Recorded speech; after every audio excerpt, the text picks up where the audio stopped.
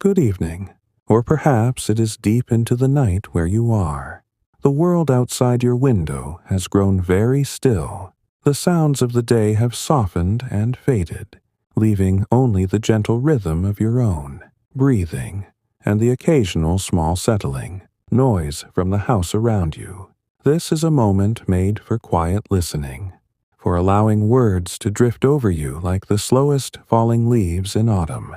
Tonight, if it feels right to you, I invite you to let your mind wander back, not to grand events or dramatic turns of history, but to the small, repeated patterns of ordinary days long ago, to the way light moved across a wooden table, to the feel of wool against skin on a cool morning, to the sound of a wooden spoon stirring barley in a clay pot. These are the echoes we will follow together. Calm, unhurried echoes of everyday moments in timeless history. My name is the voice of Mind Lepik, and I am here with you now to share a long, peaceful journey through the textures and temperatures of lives lived centuries apart from ours, lives that moved at the pace of seasons, of dawn and dusk, of hands working slowly and carefully. If it feels natural tonight, if the thought brings you a little closer to rest, you might like to whisper to yourself, or simply notice in your mind. Where are you listening from this evening? What country holds you tonight? What city or town or quiet place cradles your listening? There is no need to answer aloud. The question is only a soft thread, tying this moment to wherever your body rests. Perhaps you are in a bedroom with curtains drawn against streetlights.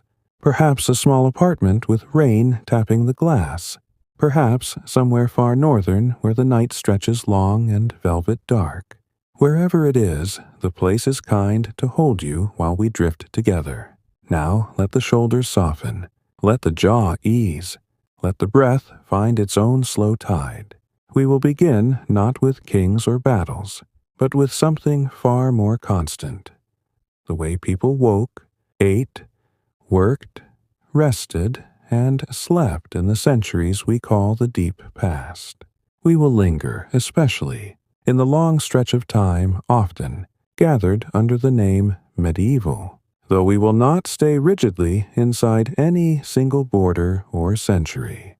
Time here moves like a wide, slow river, sometimes gliding through the 8th century, sometimes drifting toward the 14th, sometimes resting in the quiet centuries between.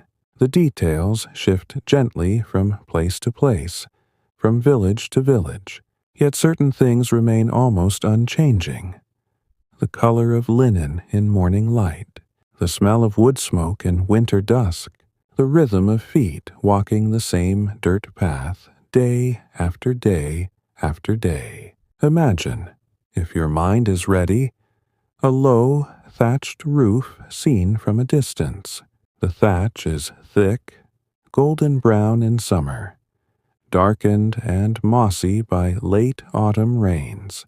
Beneath it, walls of wattle and daub, woven hazel branches smeared with clay and straw, pale in dry weather, dark when wet. A thin line of smoke rises from the center of the roof, straight up at first, then bending lazily when a breeze touches it. Inside, the house is one main room. The floor is packed earth, swept smooth each morning with a besom of twigs. In the middle of the room stands the hearth, simply a circle of stones, sometimes raised a little on a low clay platform. Above it, the smoke finds its way out through a hole in the roof called the louver, or sometimes simply through the thatch itself, which over years becomes stained a soft, sooty black on the underside. When the fire is low, as it often is at night, the room holds warmth in layers, warmest near the hearth, cooler near the walls, coolest of all near the door, where drafts slip in around the wooden frame.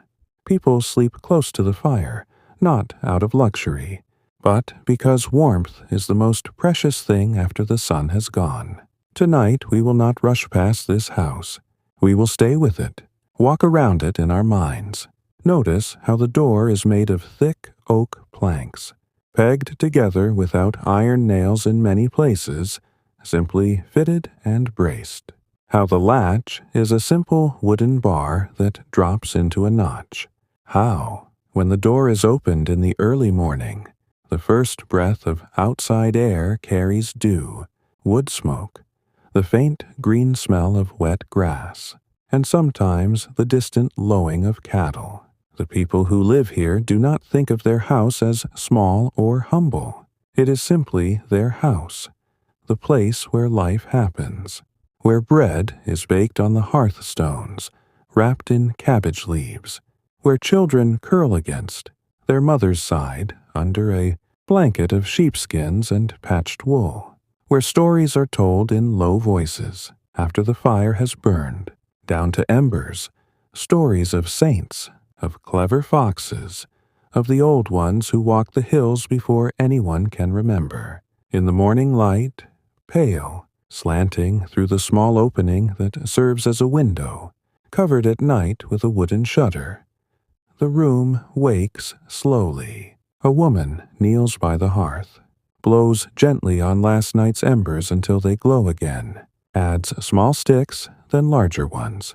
The fire answers with small crackles, then a steady, soft roar. She sets a flat iron griddle over the flames, mixes barley flour with water and a little salt, shapes the dough into rounds.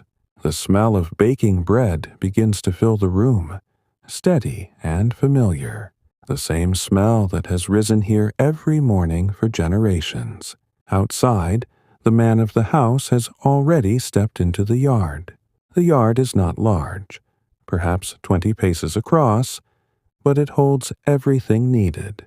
A small byre for the cow and the pig, a stack of firewood under a lean-to roof, a patch of cabbages and leeks, a few hens scratching near the midden heap. He checks the cow's water, moves the hurdle that keeps her from wandering, speaks to her in a low voice that carries no hurry. The cow answers with a slow swing of her head. This is not a life of hurry.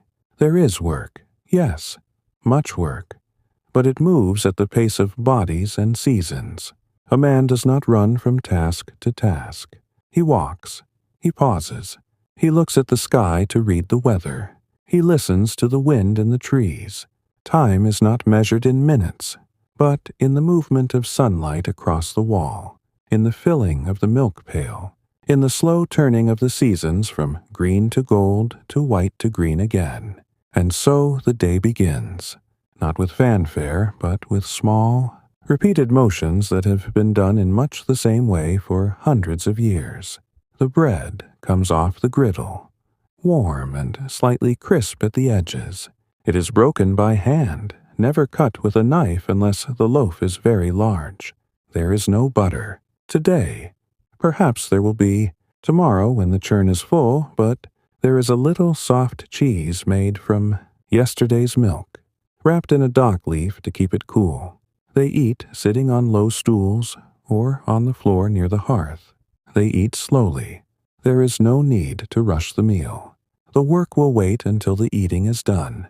After the meal, the woman sweeps the floor with the besom, pushing crumbs toward the fire. The man takes his billhook and heads toward the hedge that needs trimming.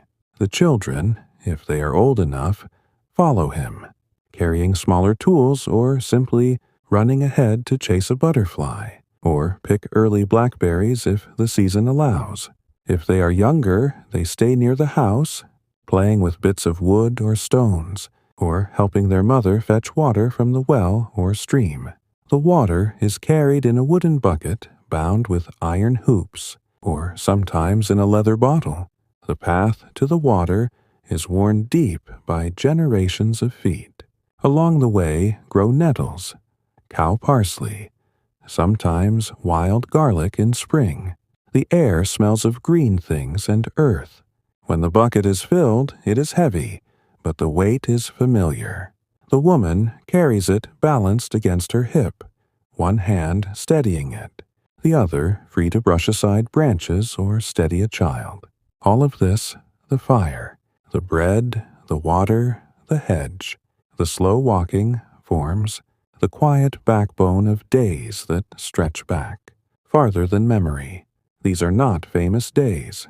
No chronicler wrote them down, yet they are the days most people lived. The real texture of history is here, in the small repeated motions, in the warmth held inside a cloak on a frosty morning, in the sound of a spindle whirring, as wool is twisted into thread while the evening light fades. We will stay with these textures for a long time. There is no hurry.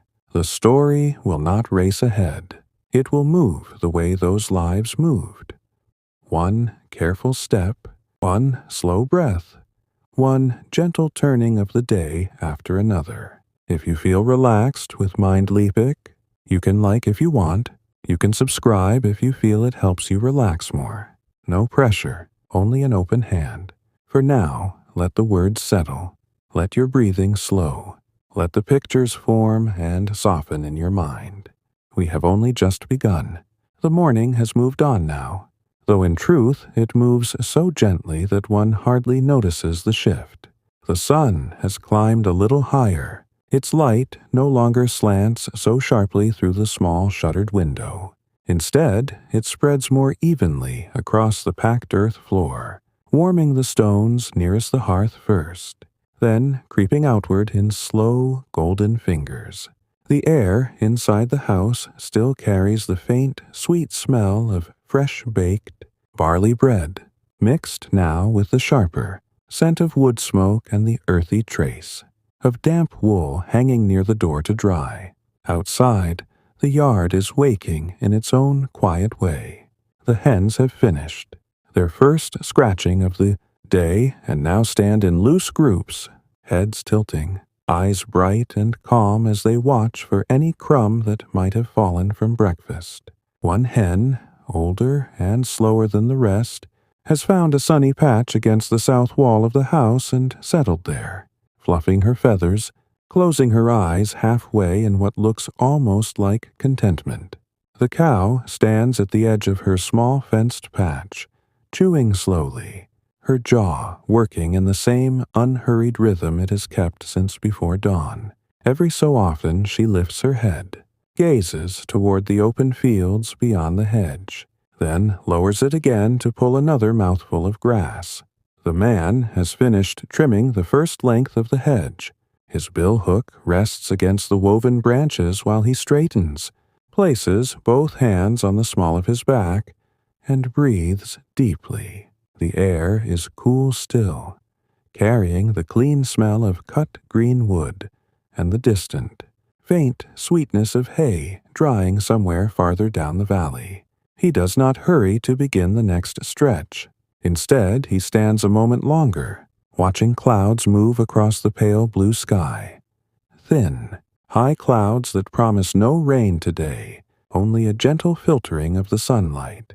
Back inside, the woman has cleared the low wooden table. She wipes it with a damp cloth made from an old linen shift, then folds the cloth and sets it aside to dry. The children are no longer underfoot. The older boy has gone with his father to the hedge, carrying a small basket to gather the trimmings for the goats later. The younger girl remains near her mother, sitting cross-legged on the floor with a handful of wool teased into loose clouds. She holds a drop spindle between her small fingers, a simple stick of smoothed hazel weighted at the bottom, with a round wooden whirl, and tries to twist the wool as she has seen her mother do so many times. The spindle drops, unwinds, tangles. She sighs softly, not in frustration but in the patient way of someone who knows this will take many mornings before the thread comes smooth and even. Her mother kneels beside her for a moment, takes the spindle, shows once more how to draw the fibers gently, how to let the twist travel upward without breaking the strand. She does not speak many words. The lesson is mostly in the slow movement of her hands, in the calm way she lets the spindle turn, in the soft sound of wool sliding against wool. When the girl tries again, the thread is still uneven, but a little longer than before. The mother nods once, small and approving, then returns to her own work, carding more wool with a pair of wooden combs, drawing the fibers straight and parallel so they will spin more easily later. The rhythm of carding is steady, almost musical in its repetition. Comb, pull, turn the wool, comb again. Comb, pull, turn. The sound is soft.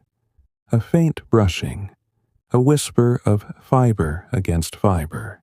Outside, a blackbird begins to sing from the top of the hawthorn tree, its notes clear and unhurried, rising and falling like breath. The woman listens without pausing her hands. The bird's song has been part of these mornings for as long as she can remember, and perhaps for as long as the house has stood. Now the day's main work begins to unfold, though nothing about it feels urgent. The woman takes a large earthenware pot from the shelf, a heavy pot, its sides darkened from years of use over the fire, and carries it outside, to the small stream that runs along the lower edge of the yard. The water is cold, clear, moving over rounded stones with a low, constant murmur. She fills the pot slowly, letting it sink until the water laps over the rim, then lifts it with both hands and carries it back balanced against her hip. Water drips from the outside, darkening the front of her kirtle in small patches that will dry by midday. Inside again, she sets the pot near the hearth and adds a handful of dried peas that have been soaking since the night before. She stirs them once with a long wooden spoon, then covers the pot with a flat wooden lid and moves it closer to the embers so the slow heat will coax the peas to softness over the hours ahead. There will be no midday feast. The main meal comes when the light begins to fade. For now, hunger is held at bay with whatever remains from breakfast and with the promise of what simmers quietly through the day. The man returns to the house briefly, his hands green-stained from the hedge. He washes them in a shallow wooden bowl kept near the door, using only a little water poured from a smaller jug. He dries his hands on the hem of his tunic, then takes a piece of the morning's bread that was saved aside, tears it, and eats it standing. His wife offers him a small cup of weak ale, brewed, thin so it will last longer, and he drinks it in slow sips. They speak a few quiet words about the weather, about whether the cow might calve soon, about the fence that needs mending before the autumn winds come. Nothing is decided in haste. The conversation drifts and pauses, like smoke rising from the hearth. When he leaves again, he carries a wooden yoke across his shoulders. At each end hangs a bucket. He walks the familiar path to the larger stream beyond the fields, where the water runs deeper and clearer. Along the way he passes other houses, low, thatched, smoke rising from each roof in thin gray columns. A neighbor woman is spreading wet linen on bushes to bleach in the sun. Another is feeding scraps to her geese. They nod to one another, small movements of head and hand. No need for loud greetings. The path itself is worn into a gentle hollow by centuries of such quiet journeys. At the stream he lowers the buckets, lets them fill, then lifts the yoke again. The water sloshes softly with each step. The weight pulls at his shoulders, but the pull is familiar, almost comforting in its steadiness. He does not think of it as heavy labor. It is simply what must be done, the same as breathing or walking. On the return he passes beneath an old oak, whose branches stretch wide and low. Acorns lie scattered on the ground, still green. In a few weeks the pigs will be turned loose here to fatten on them. For now the acorns wait, patient as everything else in this place. Back at the house, the woman has moved outside to the small garden plot. She kneels among the rows of cabbages, pulling weeds by hand. one slow tug at a time. The weeds are mostly chickweed and groundsel, soft-stemmed things that come away easily from the damp soil. She gathers them into a pile to feed the hens later. Her fingers move steadily, pressing into the cool earth, feeling for roots that might have gone too deep. The soil smells rich, alive with worms and the slow decay of last year's leaves. Every so often she pauses, sits back on her heels, looks at the sky, feels the sun on her face. The warmth is gentle, not yet the fierce heat of midsummer. It is enough to make her close her eyes for a moment, breathing in the scent of growing things. The little girl has followed her outside, and now sits nearby, poking at the soil with a stick, making small patterns that mean nothing and everything. Sometimes she finds a pebble, smooth and cool, and holds it in her palm, turning it over and over as if studying a treasure. Her mother glances at her, smiles without words, then returns to the weeding. Hours pass in this way, slowly, softly, one small task folding into the next. The light changes. Shadows lengthen a little across the yard. The air warms, then begins to cool again as the sun slips lower. Birds move from tree to tree. A breeze stirs the leaves. Somewhere farther off, a dog barks once, twice, then falls silent. None of this is remarkable. None of it will be written in chronicles or sung in halls. Yet it is the substance of most lives that have ever been lived. The quiet repetition, the patient turning of days, the small comforts gathered against the turning of the seasons. We will linger here still longer, with the smell of peas beginning to soften in the pot, with the sound of water settling in the buckets, with the slow rhythm of hands working close to the earth. There is no need to hurry forward. The story breathes as slowly as you do now. The afternoon has settled in now, soft and unhurried, the way afternoons have always done in places like this. The sun hangs midway between its highest point and the western horizon, its light turning warmer, more golden, filtering through. The leaves of the hazel copse at the edge of the yard in slow-moving patterns of dapple and shade. Shadows stretch longer across the packed earth, reaching toward the house like quiet fingers. The air has warmed through the middle of the day, but not fiercely. Only enough that the woolen layers feel comfortable, rather than heavy, enough that a faint sheen appears on foreheads and the backs of necks when work bends, the body forward for long minutes at a time. Inside the house, the pot of peas has been murmuring gently over the low fire for hours. Every so often, the woman steps to the hearth, lifts the wooden lid with care so the steam does not burn her fingers, stirs once with the long spoon, replaces the lid. The peas have begun to soften, their skins split just enough to reveal the pale green inside, and the water around them has thickened into something closer to broth. She adds nothing yet. No salt, no herbs. Those will come later, when the rest of the household gathers and the light has begun to leave the sky. For now, the slow cooking is enough. It is patient work, the kind that requires only occasional attention and rewards with its own quiet fragrance. Outside, the man has finished the hedge along the northern side of the yard. The fresh-cut ends of the branches gleam pale against the older, weathered wood, and the trimmings lie in a neat pile near the byre. He has moved on to splitting logs for the coming weeks. The wood pile stands under the lean-to roof, mostly oak and ash, some already seasoned to a pale gray, others still showing the fresh cream of recent felling. He selects a round of oak, places it upright on the flat, splitting stump, raises the heavy maul with both hands, brings it down in one measured swing. The wood parts with a clean crack, not loud, just sufficient. He sets the halves aside, selects another round, repeats. The rhythm is steady, almost meditative. Lift, pause to sight the grain. Swing, crack, set aside. Sweat gathers at his temples and along his back beneath the tunic. But he does not wipe it away often. It is simply part of the labor, like the dust of bark that clings to his forearms. The older boy works nearby, smaller maul in hand, splitting the thinner branches into kindling.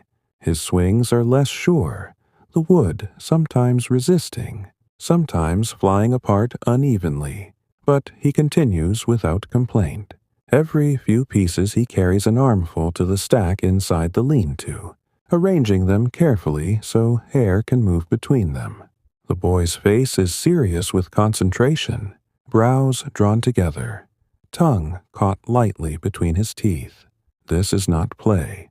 It is learning the shape of work, the feel of tools that will one day be his to wield alone. His father glances over now and then, offers a single word of correction, higher or straighter, then returns to his own task. No long lectures, no raised voice. The teaching lives in the doing, in the watching, in the slow accumulation of days spent side by side. The little girl has tired of sitting with her mother in the garden.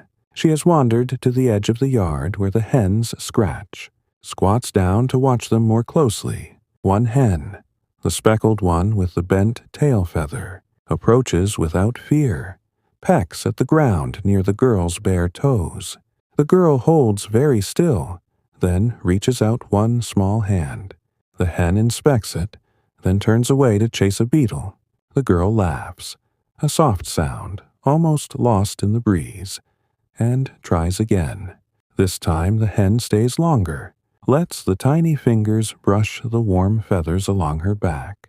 It is a small moment, easily missed, yet it holds the same gentle wonder that has passed between children and creatures since the first houses were built of branches and mud. The woman has left the garden now and stands at the doorway, one hand resting on the frame, watching the yard. She sees her daughter with the hen, sees her husband and son at the woodpile, sees the cow shifting her weight from one hoof to the other in the shade of the byre. She breathes in deeply. The air smells of cut wood, of sun-warmed grass, of the faint dust raised by scratching hens. For a moment she simply stands there, doing nothing at all, letting the afternoon wrap around her like a shawl. These pauses are not laziness. They are breath, they are rest, woven into the fabric of the day. Without them, the body would grow brittle, the mind tight. She allows herself this stillness as naturally as she allows the fire to burn low between tasks. After a time, she steps back inside. She takes the spindle from the low stool where she left it, sits near the open door where the light is best, and begins to spin again. The wool she prepared earlier hangs in long rovings over her shoulder. She draws a thin strand, twists it between finger and thumb, lets the spindle drop and spin. The whirl turns, the thread lengthens, the spindle spins slower. Then she winds the new length onto the shaft, draws again, twists, drops. The motion is unbroken, flowing, almost silent, except for the faint whir of the spindle and the soft catch of wool on wool. Her eyes rest on the yard outside, but her hands know their work without looking.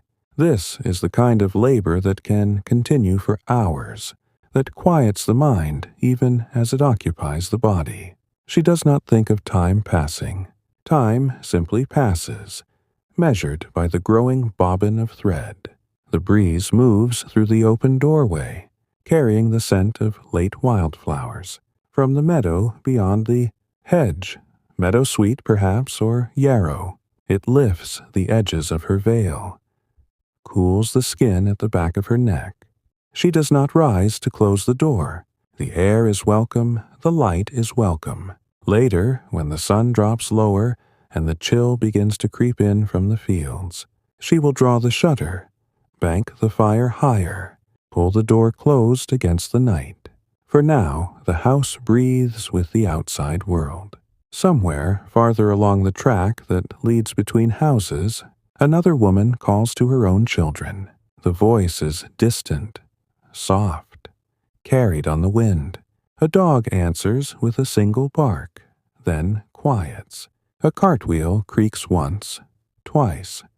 Someone returning from the common fields, perhaps with the last of the day's gleanings. These sounds come and go like ripples on still water, never sharp, never startling. They are simply part of the afternoon's texture, the way birdsong is, the way the rustle of leaves is. The boy finishes his kindling and carries the last armful inside. He sets it beside the hearth, careful not to disturb the fire, then stands a moment watching the peas bubble. He stirs them once with the same long spoon his mother used, replaces the lid, then goes back outside to help his father stack the split logs. The man nods once, approval, without words, and together they work in silence broken only by the thud of wood on wood, the occasional low murmur of the cow, the soft cluck of hens settling toward evening. The light has begun to change again. Gold deepens to amber. Shadows pool beneath the eaves, beneath the trees. The air cools by small degrees, enough that the woman inside draws her shawl closer, around her shoulders without thinking. She continues spinning, the spindle turning, the thread growing. The house holds the day's warmth still, but the promise of evening is there, in the lengthening shadows, in the softening of the sky.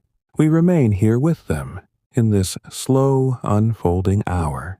There is no rush toward supper, no hurry to end the day. The peas will simmer until they are ready. The wood will be stacked until the pile is sufficient.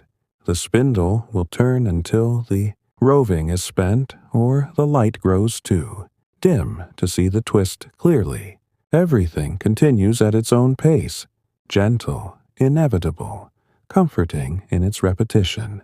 The afternoon drifts on, one breath at a time, one small motion folding into the next, carrying us deeper into the calm, unchanging rhythm of lives lived close to the earth and the seasons. Evening begins its slow approach now, the way evening always has in these quiet places, without announcement, without haste, simply by the gradual softening of the light until the world seems wrapped in thinner and thinner layers of gold and gray. The sun has dropped behind the low rise of hills to the west. What remains of its rays reaches across the fields in long, pale beams, catching on the undersides of leaves, turning the thatch of the roof to a warm amber for just a few more minutes, before the color fades entirely. Shadows have grown deep beneath the eaves, beneath the hazel branches, beneath the byre where the cow stands chewing her cud with the same slow, deliberate motion she has kept since midday. The air cools noticeably now. It carries the clean scent of dew beginning to settle on the grass, the faint sharpness of wood smoke drifting from several hearths at once, the distant, earthy smell of turned soil from fields left to rest until morning. Inside the house, the hearth fire has been built up again. The woman added thicker logs an hour ago, dry oak split, earlier in the season, and now the flames rise steady and low, casting a gentle, moving glow across the walls. The packed earth floor holds the warmth close to the center of the room. Farther out, near the walls, the air remains cooler, reminding everyone that night is coming. She has drawn the wooden shutter across the small window opening, not tightly, just enough to keep the draft from stealing too much heat. A thin line of twilight still slips in around the edges, enough to see by until full dark arrives. The pot of peas has simmered all afternoon into something thick and comforting. The broth clings to the wooden spoon when she stirs. The peas themselves have mostly softened into a gentle mash, flecked here and there with whole ones that held their shape longer. She adds a small handful of dried wild thyme gathered weeks ago and hung from the rafters, its leaves brittle now, releasing a soft, resinous fragrance when crushed between her fingers. A pinch of salt follows, taken from the small clay jar kept high on the shelf away from damp. She stirs once more, tastes with the tip of the spoon, nods to herself. It is simple food, but it is enough, warm, filling, made from what the land and the seasons have given. The man and the boy return from the yard together, shoulders damp from the cooling air, hands still carrying the scent of split wood and green sap. They pause at the doorway to stamp their feet lightly, dislodge any clinging earth, then step inside. The warmth greets them immediately, wrapping around chilled fingers and faces. The boy goes straight to the fire, holds his palms toward it, lets the heat soak in. His father sets them all in its place near the wall, then sits on the low stool closest to the hearth. He stretches his legs out, crosses his ankles, breathes a long, quiet sigh, not of exhaustion exactly, but of the day's work settling into rest. The little girl has already come inside. She sits on a folded sheepskin near her mother, knees drawn up, watching the firelight dance across the walls. Her small hands hold the smooth pebble she found earlier. She turns it over and over, tracing its curve with one finger as if memorizing it. Now and then she glances at the pot, sniffs the air, smiles at the promise of supper. They do not rush to eat. First, the man takes the wooden bowl of water kept near the door, washes his face and hands slowly, drying them on the cloth hung from a peg. The woman does the same. Then the children, one after the other, using the same water until it clouds slightly with the day's dust. Clean hands, clean faces, the small ritual feels like closing one chapter before opening the next. Only then does the woman ladle the pea pottage into wooden bowls. 4 bowls, one for each of them.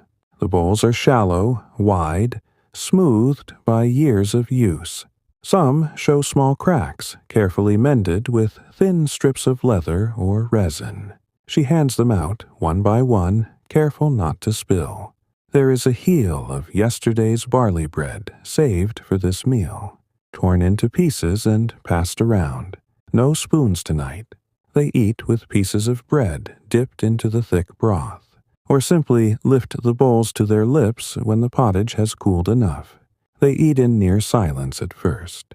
The only sounds the soft scrape of bread against wood, the quiet slurp of broth, the low crackle of the fire. After a time the man speaks, low, unhurried, about the hedge he finished, about how straight the new growth will come next spring, about the oak log that split cleanly today and will burn long and hot.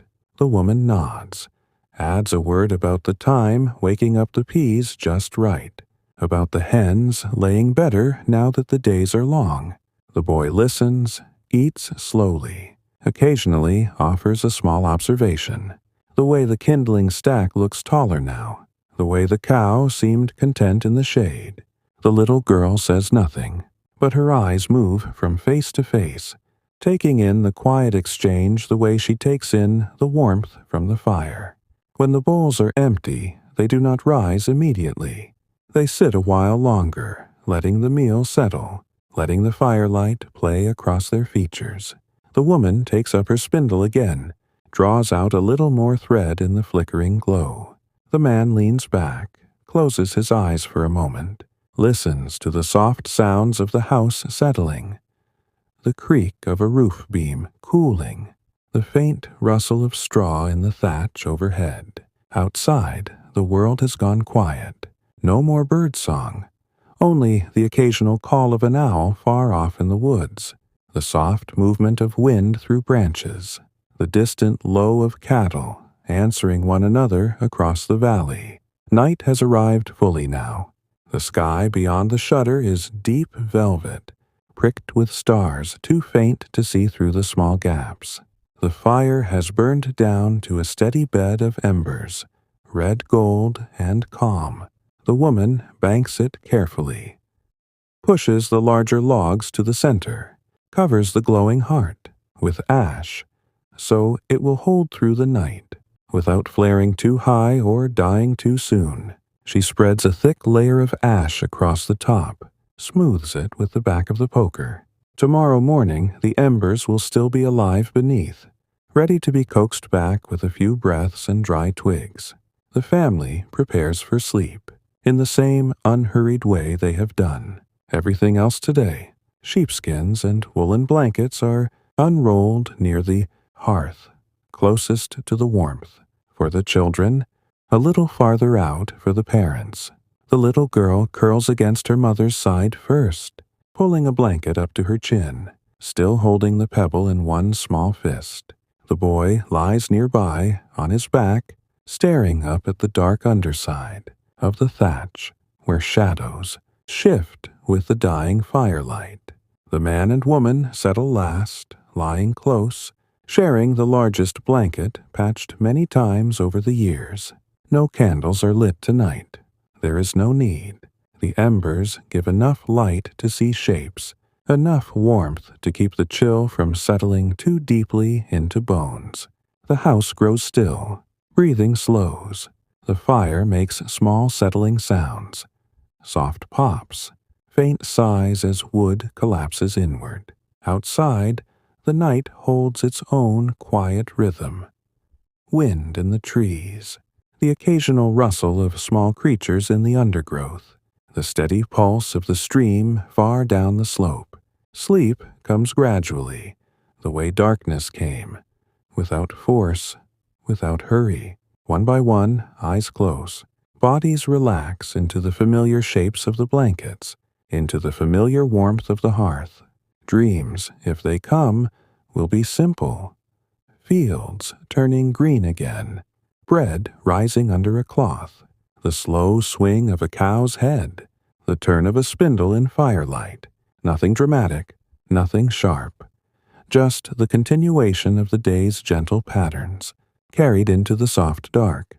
We remain here with them through this quiet transition, listening to the slowing of breath, watching the last faint glow of embers fade to deep red, then to soft black. The night stretches long and peaceful around the house, around the yard, around the village, sleeping under the same wide sky. Tomorrow will come in its own time. Dawn light creeping under the door, embers stirred back to flame, the same small motions beginning again. For now there is only rest, deep and untroubled, held safe in the slow turning of the seasons. The night has deepened fully now, wrapping the house and the yard and the sleeping village in a blanket of quiet darkness. Inside, the embers under their layer of ash glow with a faint, steady red, soft enough that the room holds only the gentlest outlines, the curve of a shoulder beneath a blanket, the low shape of a wooden stool pushed against the wall, the dark bulk of the pot still warm beside the hearth. No sharp edges remain. Everything blurs into peaceful shadow. The air inside carries the lingering smell of peas and thyme, mixed now with the clean, slightly smoky scent of cooling, wood, and the faint mustiness of wool and earth that belongs to this house alone. Breathing fills the space. 4 slow, even rhythms overlapping one another. The little girl's is lightest, almost inaudible, rising and falling in tiny waves against her mother's side. The boy breathes deeper, occasional soft sighs escaping as his body settles further into sleep. The man and woman lie close, their breaths matching after so many years together. Slow inhalations through the nose, long exhalations that stir the air just enough to move a stray wisp of smoke upward. No one stirs. No one dreams loudly. The night holds them gently, as it has held countless sleepers in houses, just like this one for hundreds upon hundreds of years. Outside, the world has gone even quieter. The wind has dropped to almost nothing. Only the occasional faint rustle moves through the branches of the hazel and the oak. An owl calls once from far down the valley, a low, rounded note that drifts across the fields without urgency, then fades. Somewhere nearer, a fox pads softly along the hedge line, paws silent on the dew-wet grass, pausing now and then to listen before continuing on its way. The hens inside the byre have tucked their heads beneath wings. The cow stands motionless, eyes half closed, chewing slowly in the dark. Dew gathers on every surface, on the thatch, on the leaves, on the wooden buckets left upside down near the door, turning them silver in the starlight that filters weakly through gaps in the clouds. The sky above is clear in patches. Stars appear in their slow, unchanging patterns, the bright ones that sailors and shepherds have known by name since before writing existed, the faint scatter of lesser lights filling the spaces between. No moon tonight, or if there is, it hides thin and low behind the hills, offering no more than a pale suggestion along the horizon. Darkness is complete enough that a person stepping outside would need a moment for eyes to adjust, would see only shapes at first. The deeper black of the house against the lesser black of the sky, the faint gleam of wet thatch, the soft outline of the byre. Inside again, time passes without measure. The embers shift once, a small collapse of ash, a tiny flare of orange that brightens the room for half a breath before dimming once more. The woman opens her eyes briefly in that moment, sees the faint glow, feels the warmth still held in the blankets, then closes them again. She does not rise. There is no need. The fire will last until morning. The house will hold its heat. The family will sleep on. She turns slightly, draws the blanket higher over the little girl's shoulder, lets her hand rest there a moment. Warm, skin against warm skin, then settles back into stillness. Hours slide by in this way. The deepest part of night arrives, the time when even the creatures of the dark seem to pause, when the world holds its breath before beginning the slow turn toward dawn. No sound disturbs the house except the occasional soft creak of settling timber, the faint sigh of wind finding its way under the door, the steady breathing that has become the only rhythm left. Gradually, almost imperceptibly, the darkness begins to thin. Not suddenly, no dramatic shift of light, but in the smallest degrees. First, the sky beyond the shutter loses a fraction of its depth. Then, shapes inside the room grow just a touch clearer.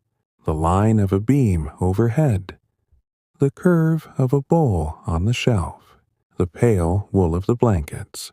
The embers, still alive beneath their ash blanket, seem to sense the change. A faint warmth rises again, encouraging the first stirrings.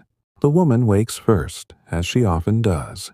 She lies still for a long minute, listening to the quiet house, feeling the cool air that has crept in during the night.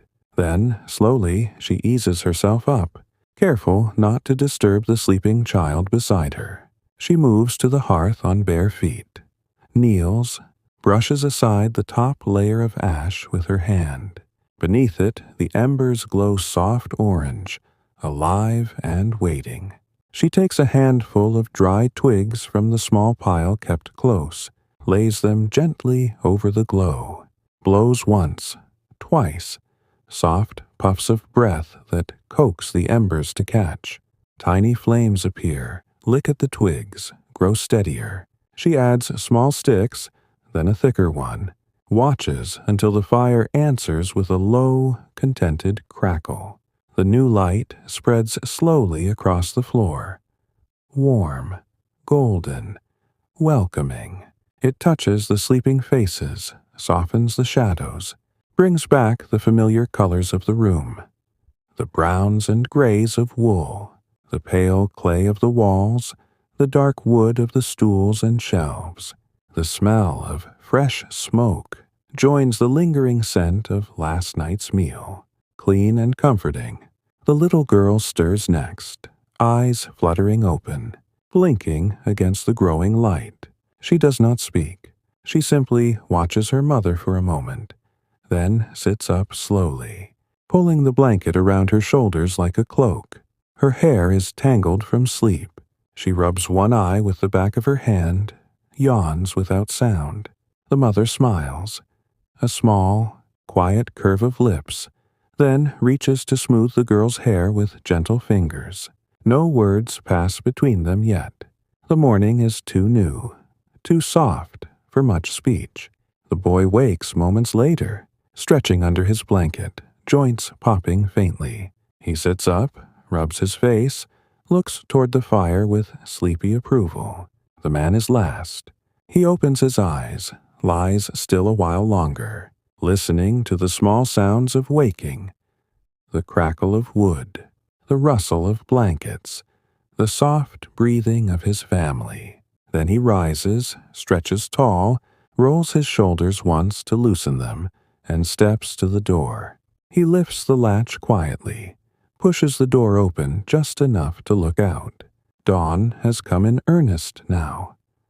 Pale gray light spreading from the east, touching the tops of the hills first, then sliding down into the valley. Mist lies thin over the fields, curling around the hedges, softening every edge. The air outside is cold and fresh, carrying the scent of wet grass and distant wood smoke. A rooster crows once from a neighboring yard, clear, unhurried, then falls silent again. The man closes the door softly, turns back to the room now fully awake in the growing light. The fire burns steadily. The warmth spreads outward, chasing the last night chill from the corners. The woman has already set the flat griddle over the flames, mixed a fresh batch of barley dough with water and a little salt. She shapes the rounds with quick, practiced hands, places them on the hot iron. The smell of baking bread begins to rise once more, familiar, steady, the same smell that greeted every morning here for generations before this one. They will eat soon. Warm bread, perhaps a little of yesterday's cheese if any remains, weak ale to wash it down. Then the day will unfold again.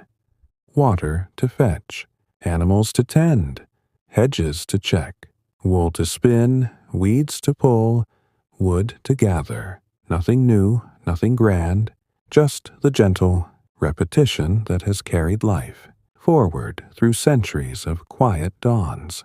We stay with this beginning, watching the light strengthen, listening to the soft sounds of a household stirring into another ordinary day. The fire crackles low. The bread browns slowly at the edges. Breath steams faintly in the cooler air near the door. Everything moves at its own calm pace, unhurried, unbroken, comforting in its endless sameness. The morning light has strengthened now, spreading across the floor in pale, even layers that reach every corner of the single room without hurry or glare. The fire burns with a steady, low flame, enough to warm the space comfortably, enough to keep the griddle hot without scorching the fresh rounds of barley bread.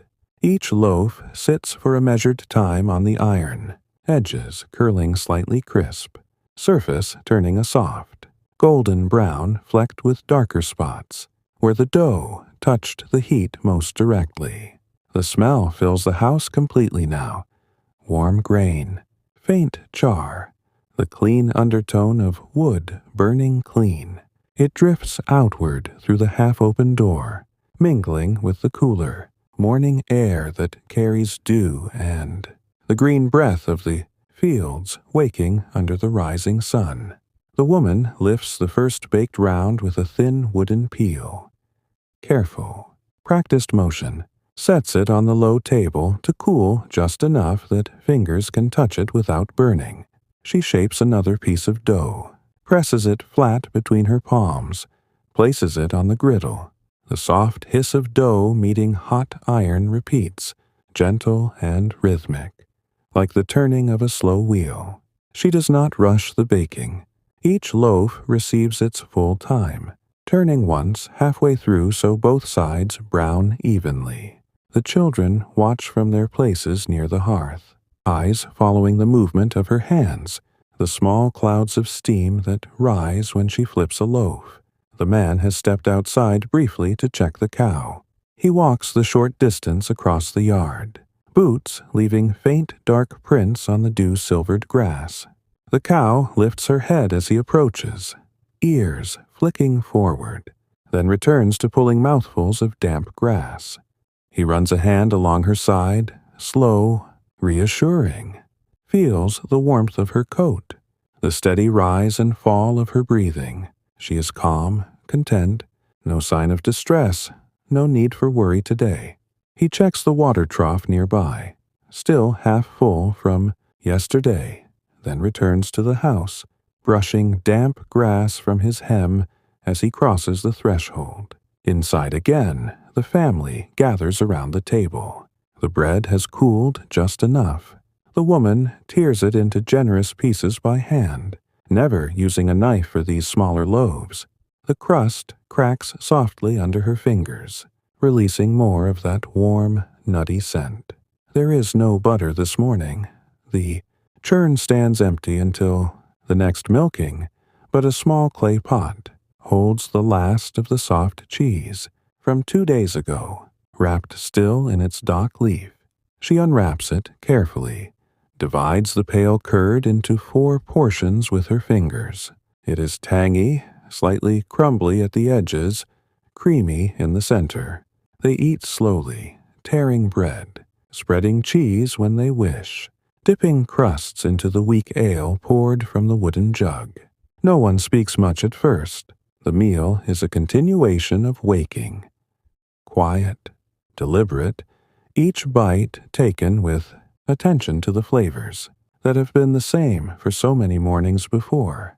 The boy chews thoughtfully, eyes half closed against the light coming through the open door. The little girl holds her piece of bread in both hands, nibbling at the edges first, saving the softer middle for last. The woman eats standing, one hip resting against the table edge, turning now and then to check the next loaf on the griddle. The man sits on his stool, elbows on knees, eating in the same unhurried way he does everything. When the bread is finished and the cheese gone, they rinse their hands in the bowl of water, dry them on the shared cloth. The woman clears the table with slow sweeps of her hand, brushing crumbs toward the hearth where the fire will consume them. She sets the empty bowls aside to wash later in the stream. The day's work waits outside, patient as always. The man takes his billhook again, though today the hedge needs no more trimming. Instead, he heads toward the small copse of hazel at the yard's edge. Young shoots have grown tall enough to harvest for weaving, new hurdles for the buyer, perhaps, or repairs to the wattle walls when winter winds loosen them. He selects branches carefully, cuts them close to the base with one clean stroke, bundles them with a twist of twine. The boy follows, carrying a smaller knife, learning which shoots are straight and strong, which should be left to thicken another year. They work in silence mostly, the only sounds the snip of the billhook, the rustle of leaves, the occasional low murmur when the man points out a good branch or a fault in the wood. The woman remains inside a little longer, sweeping the floor with the besom of twigs. She moves in wide, slow arcs, pushing dust and stray bits of straw toward the door, then out into the yard. The packed earth shows faint patterns from yesterday's footsteps. The broom smooths them away, leaving the surface even and clean once more.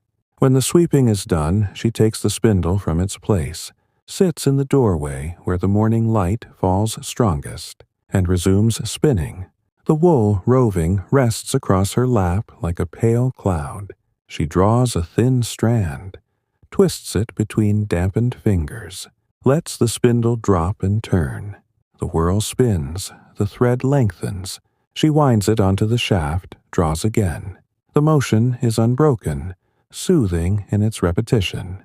The soft whir blending with the distant sounds of birds and wind. The little girl has wandered outside to the garden patch. She kneels among the cabbages, not weeding today, but simply looking, watching the way dew clings to the broad leaves, how it catches the light in tiny prisms before sliding down to the soil. She touches one leaf gently, feels the cool wetness on her fingertip, then wipes it on her kirtle. A small beetle crawls across the same leaf. She watches it travel slowly from edge to center, its shiny back glinting green and black. She does not disturb it.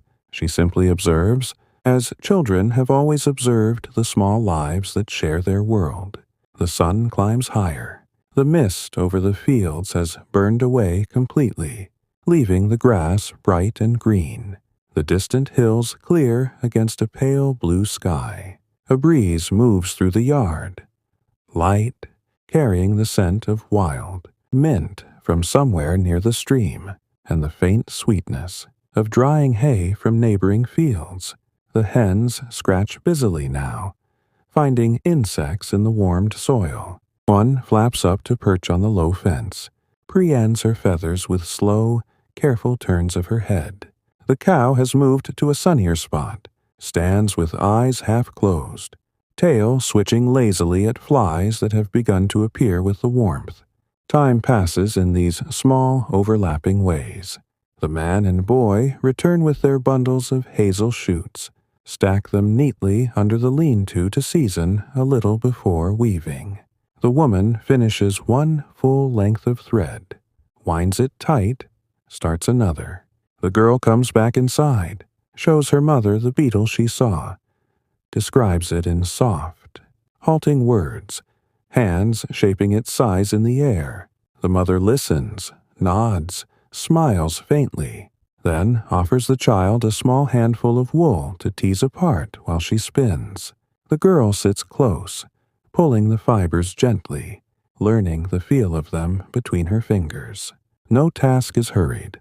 No moment feels pressed. The morning stretches long and gentle, filled with the quiet sounds of living. The crackle of the dying breakfast fire, the rustle of wool, the low cluck of hens, the steady breathing of the cow in her patch of sun. Everything continues as it has continued. Simple, repeated, held within the slow circle of days that turn one into the next without ever breaking the calm. We linger here still in the soft light of this ordinary morning, letting the small details settle around us like falling leaves, the warmth of sun on stone, the scent of fresh bread lingering, the patient turn of a spindle in steady hands. There is no need to move forward quickly. The day unfolds at its own peaceful pace. The morning has moved deeper into itself now, the sun climbing higher without ever seeming to hurry, its light turning from pale gold to a clearer, warmer yellow that pours steadily across the yard and through the open doorway. Shadows shorten beneath the eaves and under the hazel branches. The dew that clung so thickly to every blade of grass and every leaf has mostly lifted, leaving the ground soft but no longer slick underfoot. The air feels lighter, fresher, still, cool at the edges but warmed through the center by the steady rise of the day. Birds move more freely now. Finches dart between the hedgerows. A pair of blackbirds hop along the garden patch, turning over leaves with quick, precise beaks, their orange bills flashing in the sunlight. The hens have spread out across the yard in loose, contented groups, dust bathing in shallow hollows. They have scratched into the dry earth near the byre wall, wings half spread, bodies wriggling in slow ecstasy. Inside the house, the breakfast fire has burned down to a low, steady bed of coals. The woman has raked them gently into a smaller heap. Push the griddle to one side so it cools, without cracking from sudden temperature change. She sweeps the last crumbs from the table with the flat of her hand, then takes a damp cloth, linen, worn thin from many washings, and wipes the wooden surface in slow circles until it gleams faintly in the incoming light. The bowls and wooden cups from the meal stand stacked on the shelf near the hearth. She will carry them to the stream later when the day's other tasks allow. For now, she turns her attention to the wool still waiting in its teased rovings. She sits again in the patch of sunlight that falls across the threshold, back supported by the doorframe, legs stretched out before her on the warm stone step. The spindle rests in her lap. She draws a fresh length of fiber, moistens her fingers lightly with her tongue to help the twist hold, lets the spindle drop. It turns smoothly, the whirl catching the light in small flashes as it spins. The thread grows longer, thin, even, pale gray in this morning brightness. She winds the new length onto the shaft with careful turns of her hand, draws again, twists, drops. The motion flows without pause, without strain. Her eyes rest half-focused on the yard, while her hands remember every step perfectly. This is not work that demands full attention. It is work that allows the mind to drift gently, to notice the way the breeze lifts a single strand of hair from beneath her veil, to hear the soft cluck of a hen finding something tasty in the dust, to feel the gradual warming of the step beneath her. The man and the boy have moved from the hazel copse to the small field beyond the yard hedge. The field is not large, perhaps 30 paces by, 40, but it feeds them through the year, when the seasons are kind. Today they walk its edges slowly, inspecting the winter wheat that was sown last autumn. The plants stand low and green, blades narrow and bright against the dark soil. The man kneels once, parts the leaves with careful fingers, checks the roots, feels the damp earth. No sign of rot, no mildew creeping up the stems. He nods to himself, satisfied.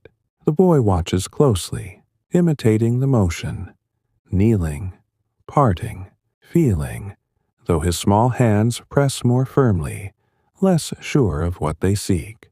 The man points to a thicker patch, explains in low words how the plants there will yield heavier heads come harvest. The boy nods, stores the knowledge away like seed for later planting. They do not linger long in the field. There is no need to measure or count today. This is only the quiet tending that keeps the crop alive through spring's slow unfolding.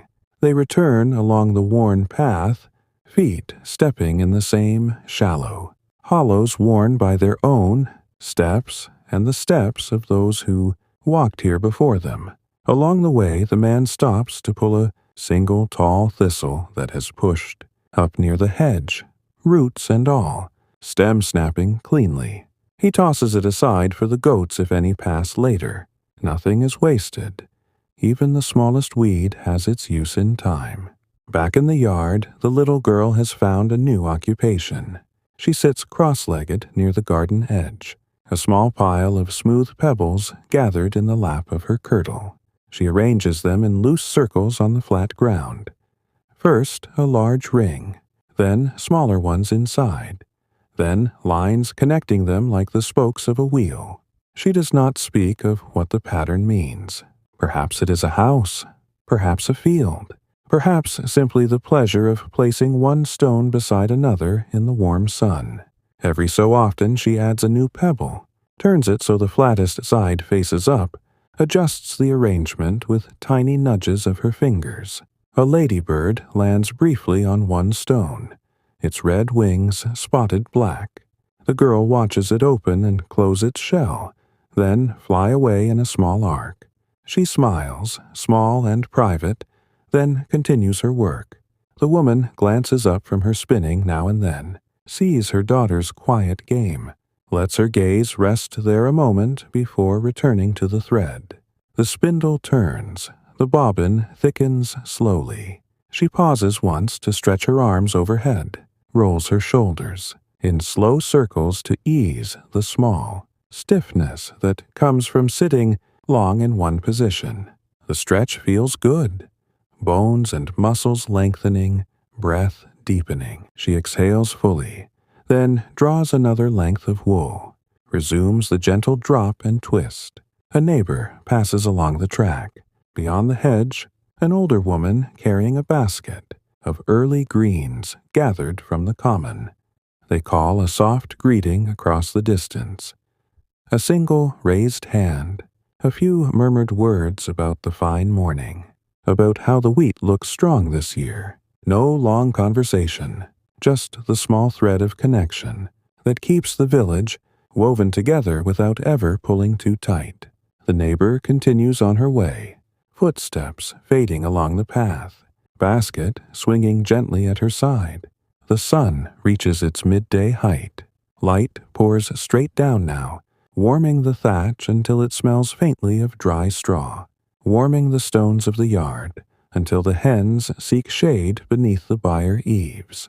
The breeze has dropped almost entirely. The air holds still and golden, filled with the hum of insects moving among the wildflowers that grow along the hedge, small white daisies, purple vetch, yellow buttercups nodding in the heat. The cow has found the deepest shade available, stands with her head lowered, ears flicking at flies, tail sweeping in slow arcs. Inside the house, the woman sets her spindle aside for a moment. She rises, steps to the hearth, stirs the small fire that still smolders there.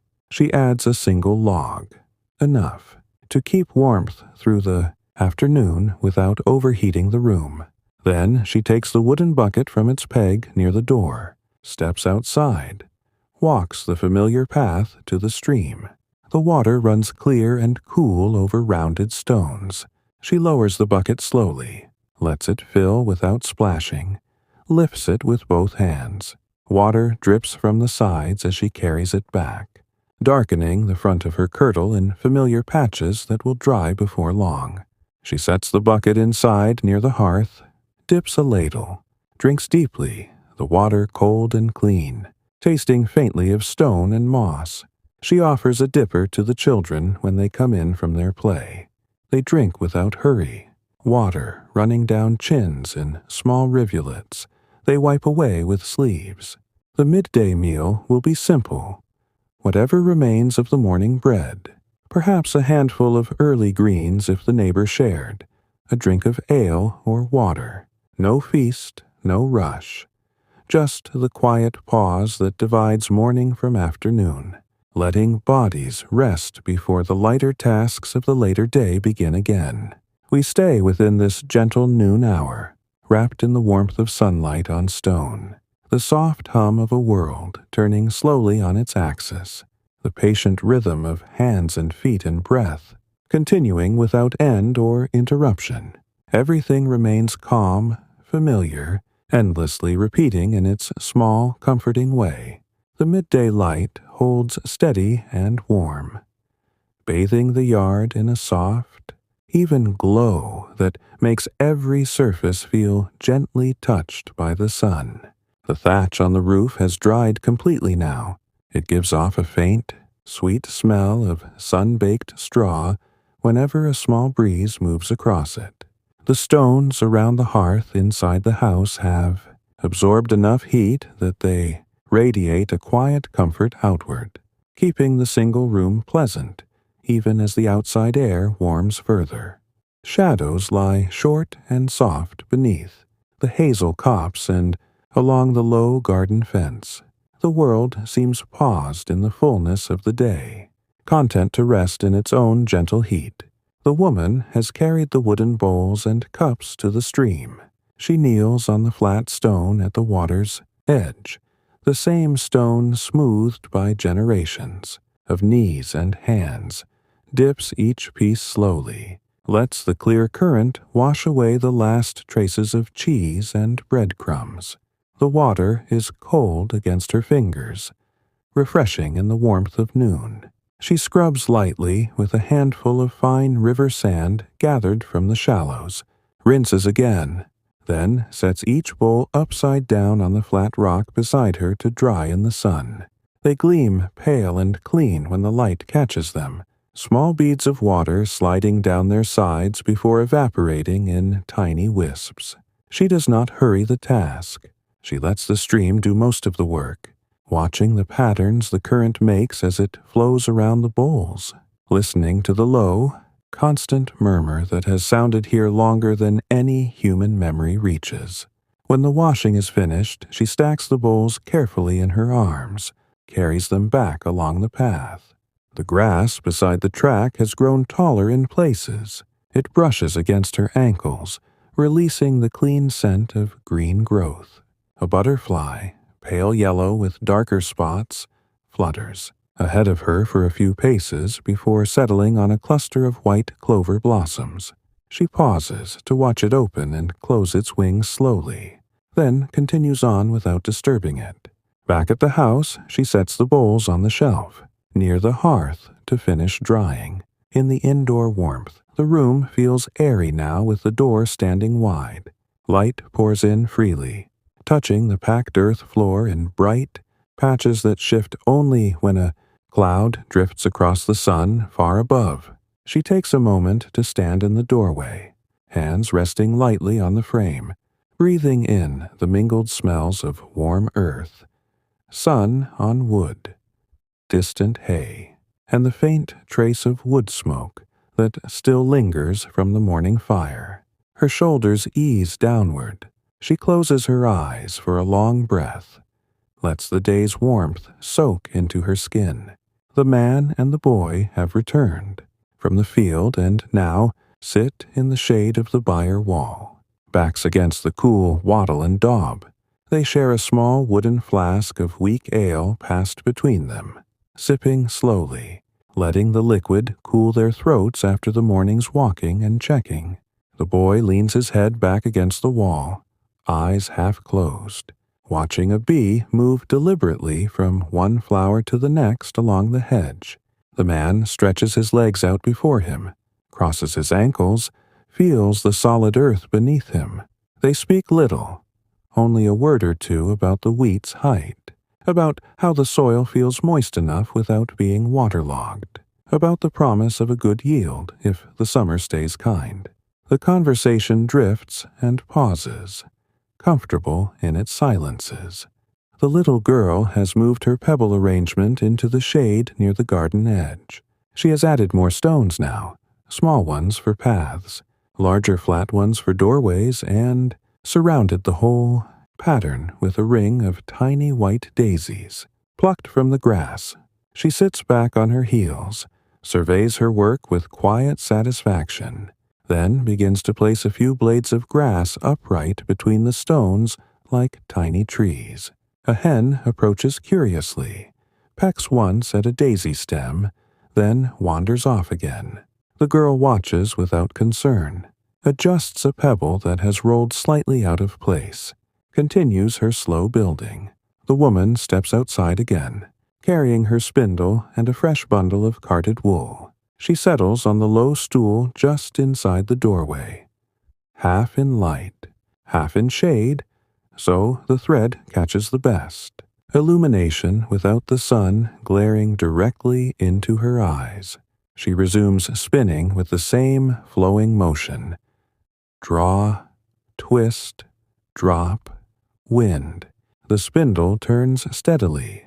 The bobbin grows thicker by small degrees.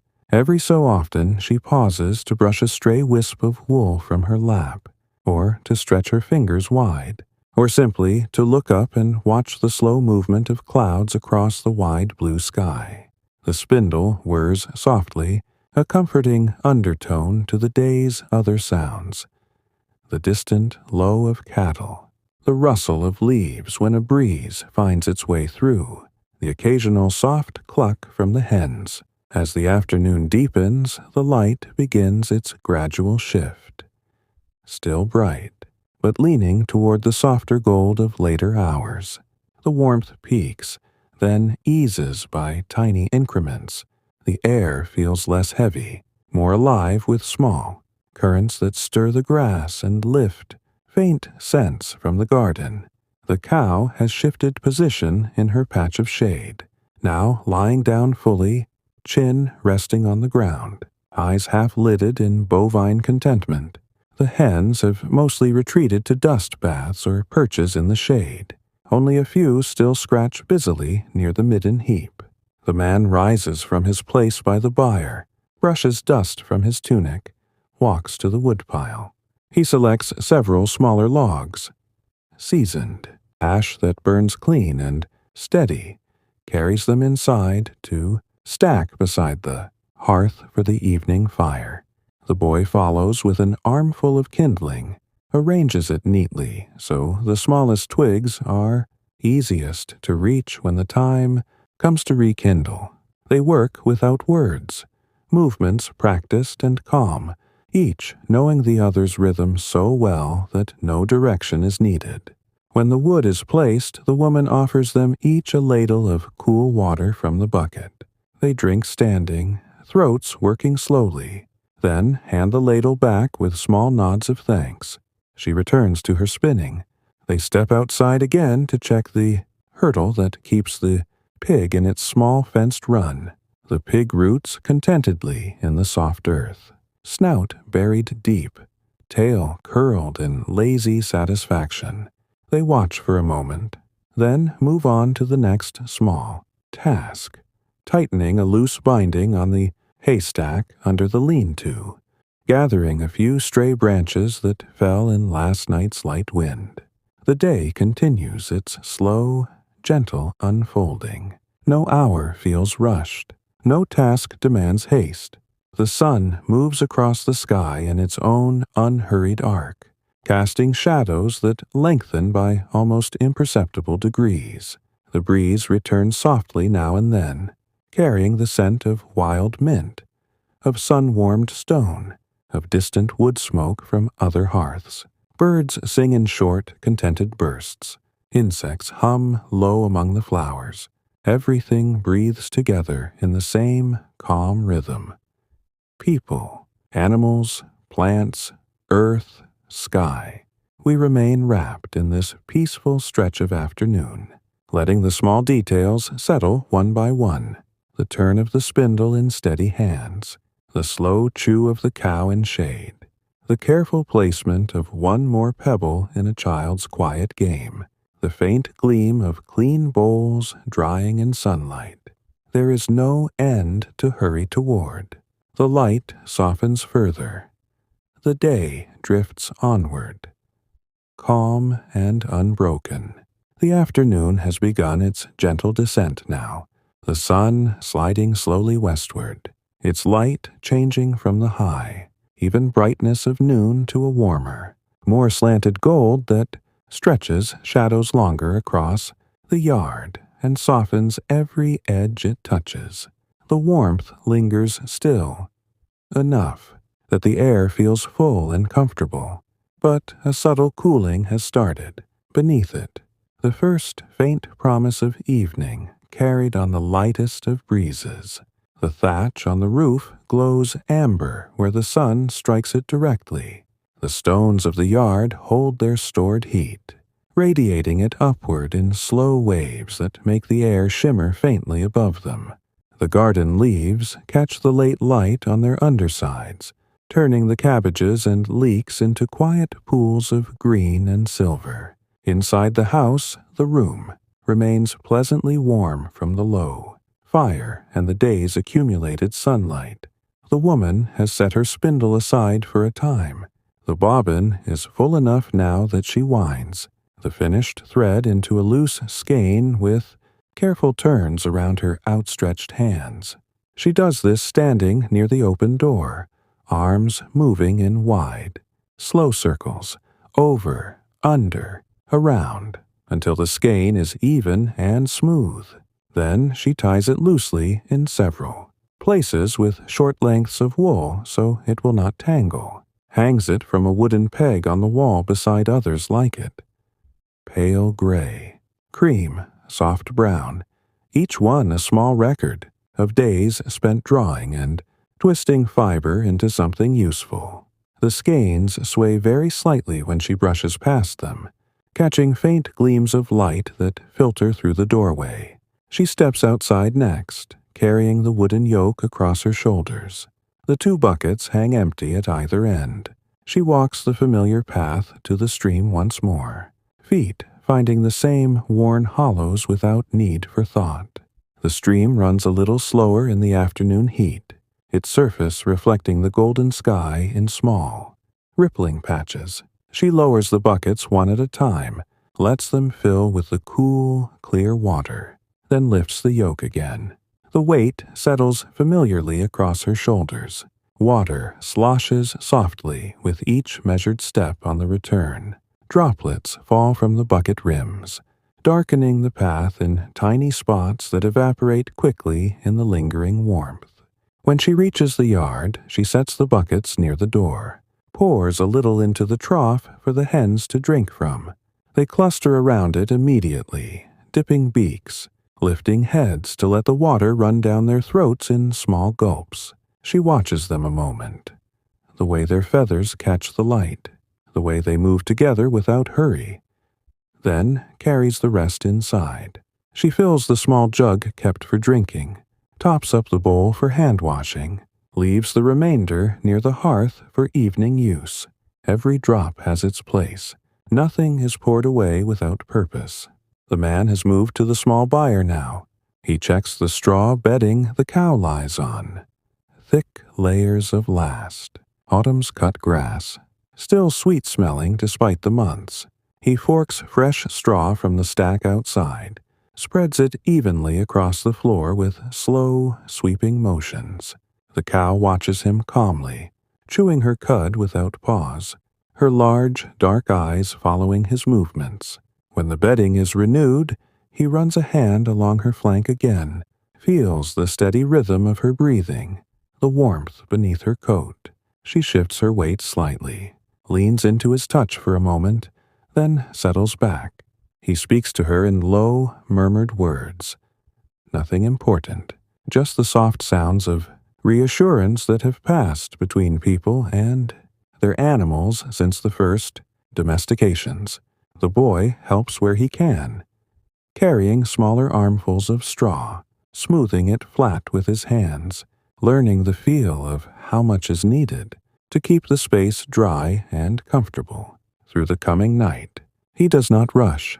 He copies his father's pace exactly, pausing when the man pauses, breathing in the same slow way.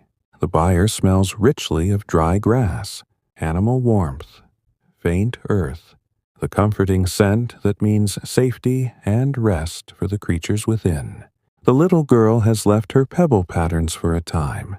She sits now on the low threshold step beside her mother's empty stool, knees drawn up, chin resting on them. She watches a spider move slowly across the doorframe, long legs, stepping with careful precision, body small and dark against the sunlit wood. The girl does not disturb it. She simply observes its patient progress, the way it pauses to test the air with front legs, then continues onward. When the spider reaches the top, it disappears into a crack beneath the thatch. The girl tilts her head, waits a moment longer, then turns her gaze to the yard again. A butterfly passes close, pale wings flashing, and she follows, it with her eyes, until it settles on a cluster of clover near the garden edge. The light continues its slow shift. Shadows stretch across the yard now, reaching from the house toward the hedge, from the byre toward the woodpile. The air cools by small degrees. The breeze returns more steadily, carrying the clean scent of evening grass and the faint, distant smoke of other hearth fires being built up for the night. Birds sing less frequently, their calls shorter and softer, as if conserving energy for the dark ahead. The hens have begun to gather near the byre door, clucking quietly among themselves, sensing the approaching change of light. The woman returns to her place in the doorway, takes up the spindle once more. She has a new roving ready, slightly coarser wool this time, perhaps for a warmer thread to weave into winter cloaks. She draws the fibers, twists them between her fingers, lets the spindle drop and spin. The whirl turns steadily. The thread lengthens in thin, even strands. She works without strain, letting her breathing match the rhythm of the turning. Spindle. Inhale as she draws. Exhale as she winds. The motion soothes, quiets the mind, allows thoughts to drift like leaves on still water. The man finishes in the byre, closes the low door behind him with a soft latch of wood on wood. He walks to the woodpile, selects several larger logs for the evening, oak and ash, that will burn long and give steady heat through the night. He carries them inside 2 at a time, stacks them neatly beside the hearth. The boy follows with kindling, arranges it in a small pyramid ready for when the fire needs building higher. Together they rake the coals gently, add a fresh log, watch the flames catch and rise in low, contented crackles. The new warmth spreads outward, pushing back the first hints of evening chill that have begun to creep in around the edges of the room. The family moves through these late afternoon tasks with the same calm, unhurriedness that has carried them since dawn. No one speaks of hurry. No one feels pressed. The day has been full yet gentle, filled with small, repeated motions that fit together like stones in a dry wall. Strong in their simplicity, the light outside deepens to amber, then to soft rose along the western horizon. Shadows lengthen further, pooling beneath trees and hedges, softening the outlines of house and yard until everything seems wrapped in quiet peace. We stay here in this tranquil transition, listening to the low crackle of the growing fire, watching the slow turn of the spindle in steady hands, feeling the gradual cooling of the air as evening draws nearer, without ever rushing. The world breathes slowly onward, calm and unchanging in its gentle rhythm. The light outside has deepened into the soft rose and amber of late afternoon, the kind of glow that makes every leaf and blade of grass seem edged in quiet gold before the colors begin to fade entirely. Shadows now stretch long and thin across the yard, from the house toward the hedge, from the byre across the scattered hens, from the hazel copse reaching almost to the garden patch. The sun hangs low, its rays slanting through branches and gaps in the thatch, casting moving patterns of light and shade inside the single room. The warmth of the day still clings to the walls and the packed earth floor, but a gentle coolness has started to settle in the corners, creeping in around the open door like the first breath of evening. The woman has finished winding her latest skein of thread.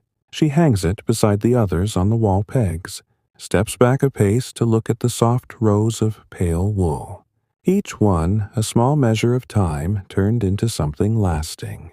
She brushes her hands together lightly, dislodging any stray fibers, then moves to the hearth.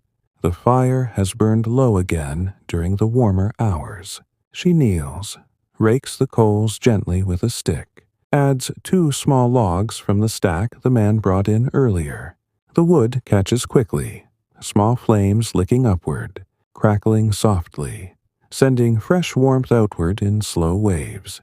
She places the iron pot over the renewed fire, pours in the last of the morning's water from the bucket, adds a handful of soaked barley grains that have waited since yesterday in a shallow clay bowl.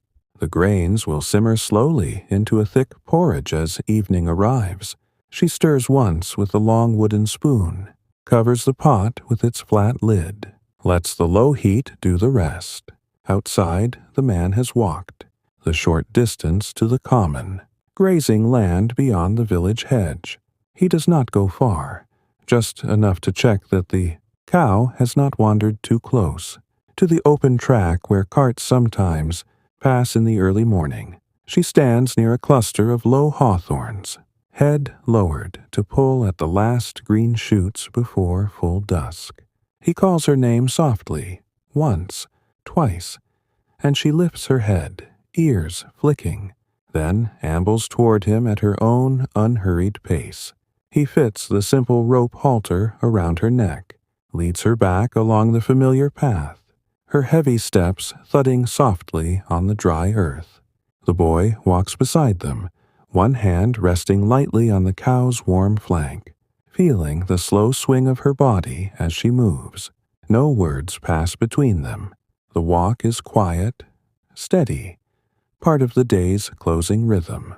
When they reach the yard, the man guides the cow into the byre, removes the halter, checks once more that the fresh straw bedding is thick and dry. She settles immediately, lowers herself with a soft grunt, begins chewing her cud again in the dim interior light. The boy closes the low door, latches it with the wooden bar, then stands a moment in the fading daylight, breathing in the cooling air. The little girl has returned to the house. She sits near the hearth on her folded sheepskin, knees drawn up, watching the small flames dance behind the pot. The firelight plays across her face, warm orange glow on cheeks and forehead, soft shadows beneath her eyes. She holds the smooth pebble still, turning it slowly between her fingers as if feeling its weight for the first time. Every so often she glances at her mother, then back to the fire, content in the simple nearness of both. The woman has begun to prepare the evening meal in earnest now, though nothing about the preparation feels rushed. She takes a small bunch of dried herbs from the rafters, thyme and marjoram, tied together weeks ago, crumbles a few leaves into the pot with the barley. The fragrance rises immediately, earthy, resinous, mingling with the warm grain smell already filling the room. She adds a pinch of salt from the clay jar, stirs again, tastes with the tip of the spoon. It is plain food, nourishing, made from what the seasons and the small plot of land have offered. There will be no meat tonight. The pig is too young still, the cow needed for milk, but the barley will fill bellies and warm bodies against the coming night chill.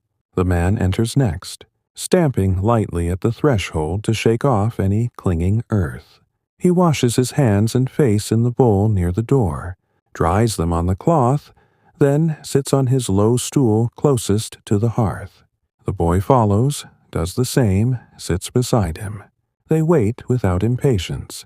The meal will come when it is ready, not a moment sooner.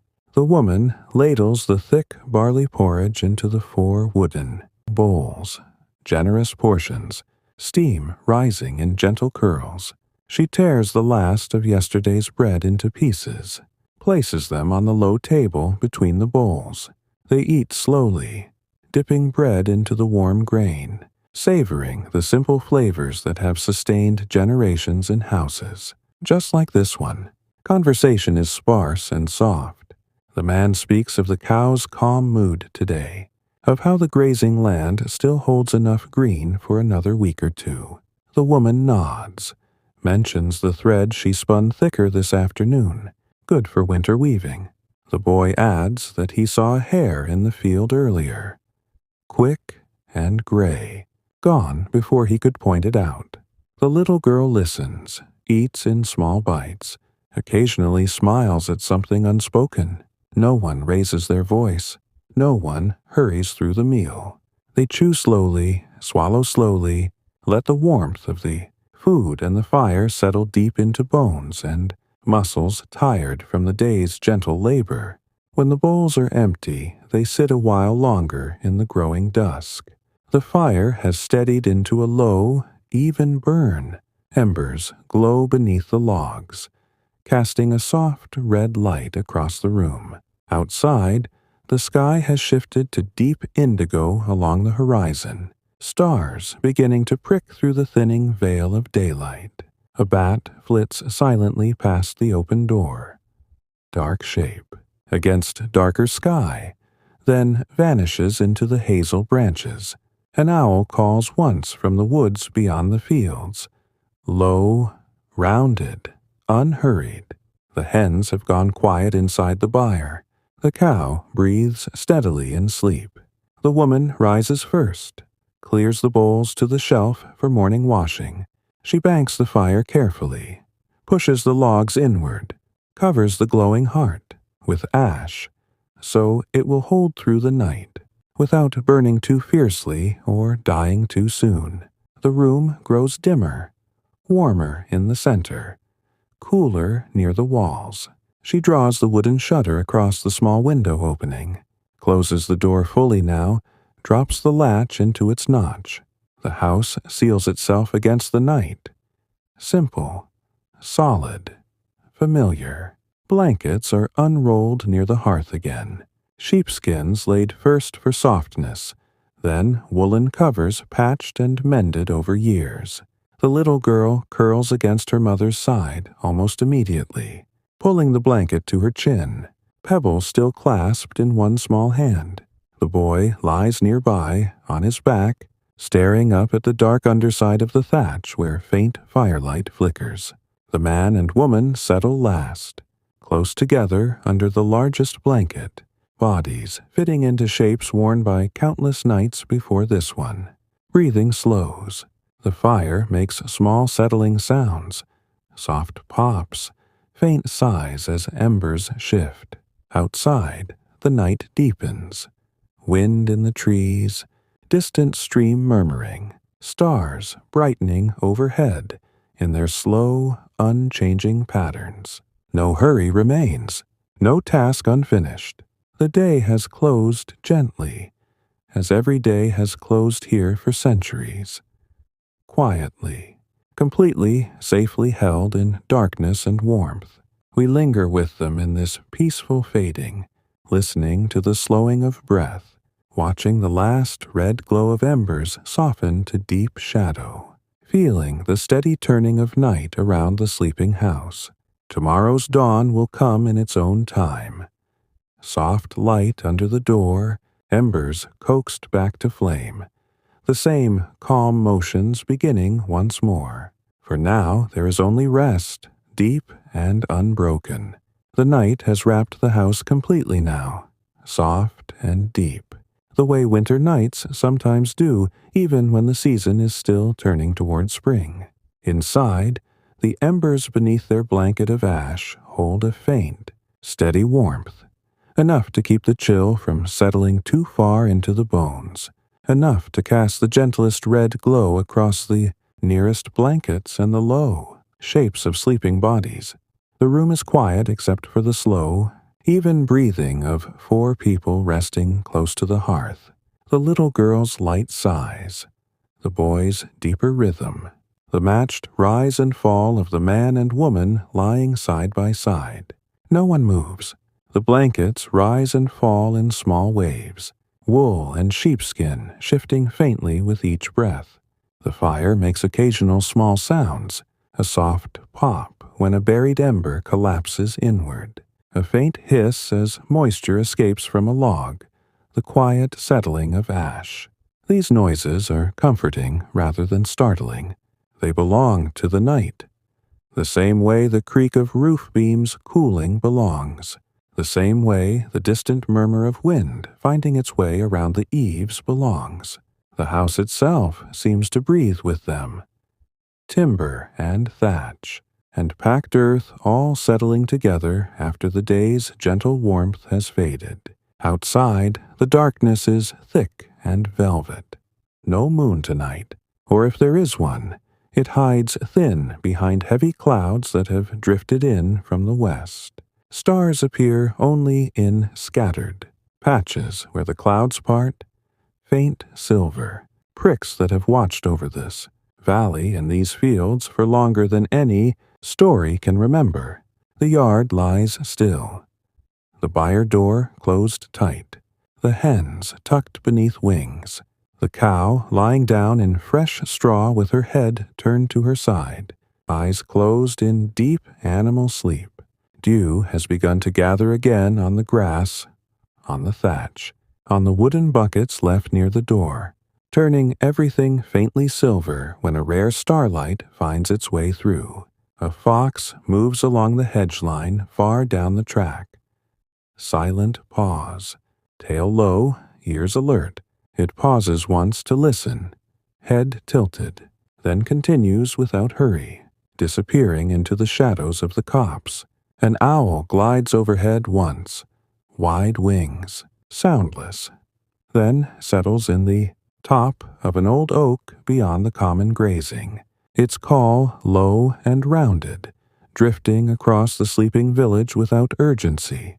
The stream runs on, its murmur constant and unchanging, carrying small stones along its bed in slow, patient rolls. Inside again, the woman stirs first, not fully awake, only shifting slightly beneath the blanket, to draw it higher over the little girl's shoulder. Her hand rests there a moment, warm palm against, small warm back, then returns to her side. She does not open her eyes. The movement is small, instinctive, the kind of care that happens without thought in the deepest hours. The girl sighs once in her sleep, turns her face closer to her mother's side, settles again. The pebble she held earlier has slipped from her fingers. It lies now on the sheepskin beside her cheek, smooth and cool. Time passes without measure. The embers glow a little brighter for a breath when a log shifts, then dim once more. The air inside holds layers of warmth, strongest near the hearth, cooler near the walls where drafts find tiny gaps around the doorframe and shutter. No one wakes to tend the fire. It is not needed. The ash blanket does its work, holding the heat steady through the long dark. Hours slide by in this quiet way. The deepest part of night arrives, the time when even the night creatures seem to pause, when the world holds its breath before the slow turn back toward light. The wind drops almost entirely. Only the faintest rustle moves through the branches outside. Somewhere farther off, a dog barks once, short, muffled, then falls silent. The village sleeps on. Other low-thatched roofs under the same sky, other hearths banked with ash, other families curled close in wool and sheepskin. Gradually, so gradually it can hardly be noticed at first, the darkness begins to thin, not with sudden color, but with the smallest lifting of depth. The sky beyond the shutter loses a fraction of its black. Shapes inside the room grow just a touch more defined. The line of a beam overhead, the curve of a wooden bowl on the shelf, the pale wool of the blankets. The embers, still alive, seem to sense the change. A faint orange brightens beneath the ash, encouraging the first stirrings of morning. The man wakes next. He lies still for a long minute, listening to the quiet house, feeling the cool air that has crept in during the night against his face. Then, slowly, he eases himself up, careful not to disturb the others. He moves to the hearth on bare feet, kneels, brushes aside the top layer of ash with his hand. Beneath it, the embers glow soft and steady, alive after all these hours. He takes a handful of the smallest dry twigs from the pile kept close, lays them gently over the glow, blows once, twice, soft puffs that coax tiny flames to life. The twigs catch, crackle faintly, grow steadier. He adds small sticks, then a thicker one, watches until the fire answers with a low, contented murmur. New light spreads slowly across the floor. Warm, golden, gentle. It touches the sleeping faces first, softens the shadows, brings back the familiar colors of the room in faint dawn tones. The smell of fresh smoke joins the lingering scent of last night's barley porridge, clean and comforting in the cool air. The woman opens her eyes at the sound of the fire waking. She lies still a moment longer, watching her husband's careful movements, then sits up slowly, drawing the blanket around her shoulders. She reaches to smooth the little girl's hair where it has tangled in sleep, lets her hand rest there. The girl stirs, blinks against the growing light, yawns without sound, curls closer for one more moment before sitting up herself. The boy wakes last, stretching beneath his blanket, joints popping softly, then sits up rubbing his eyes. They do not speak yet. The morning is too new, too soft. They simply sit together near the hearth, letting the small flames grow, letting the warmth spread outward, letting the day begin again in its quiet, unhurried way. Outside, the first pale gray light creeps under the door, touches the dew on the grass, turns the eastern sky the faintest rose. A rooster crows once from a neighboring yard, clear, distant, then quiets. Mist lies thin over the fields again, curling around hedges, softening the world into gentle shapes.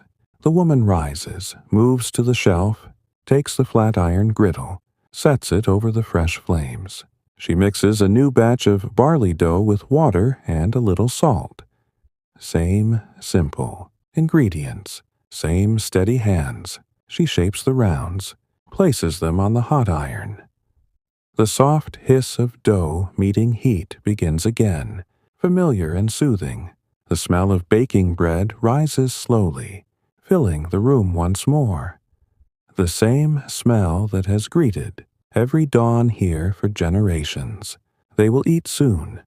Warm bread torn by hand, perhaps a little soft cheese if any remains, weak ale or water to drink. Then the day will unfold as before. Water to fetch, animals to tend, wool to spin, small tasks to complete in their own calm order. Nothing new awaits, nothing grand, only the gentle repetition that has carried life forward through centuries of quiet mornings. We stay with this soft beginning, watching the light strengthen by small degrees, listening to the low crackle of wood and the hiss of bread browning, feeling the steady warmth return to the house and to the bodies waking within it. Everything continues at its own peaceful pace, slow, calm, endlessly familiar.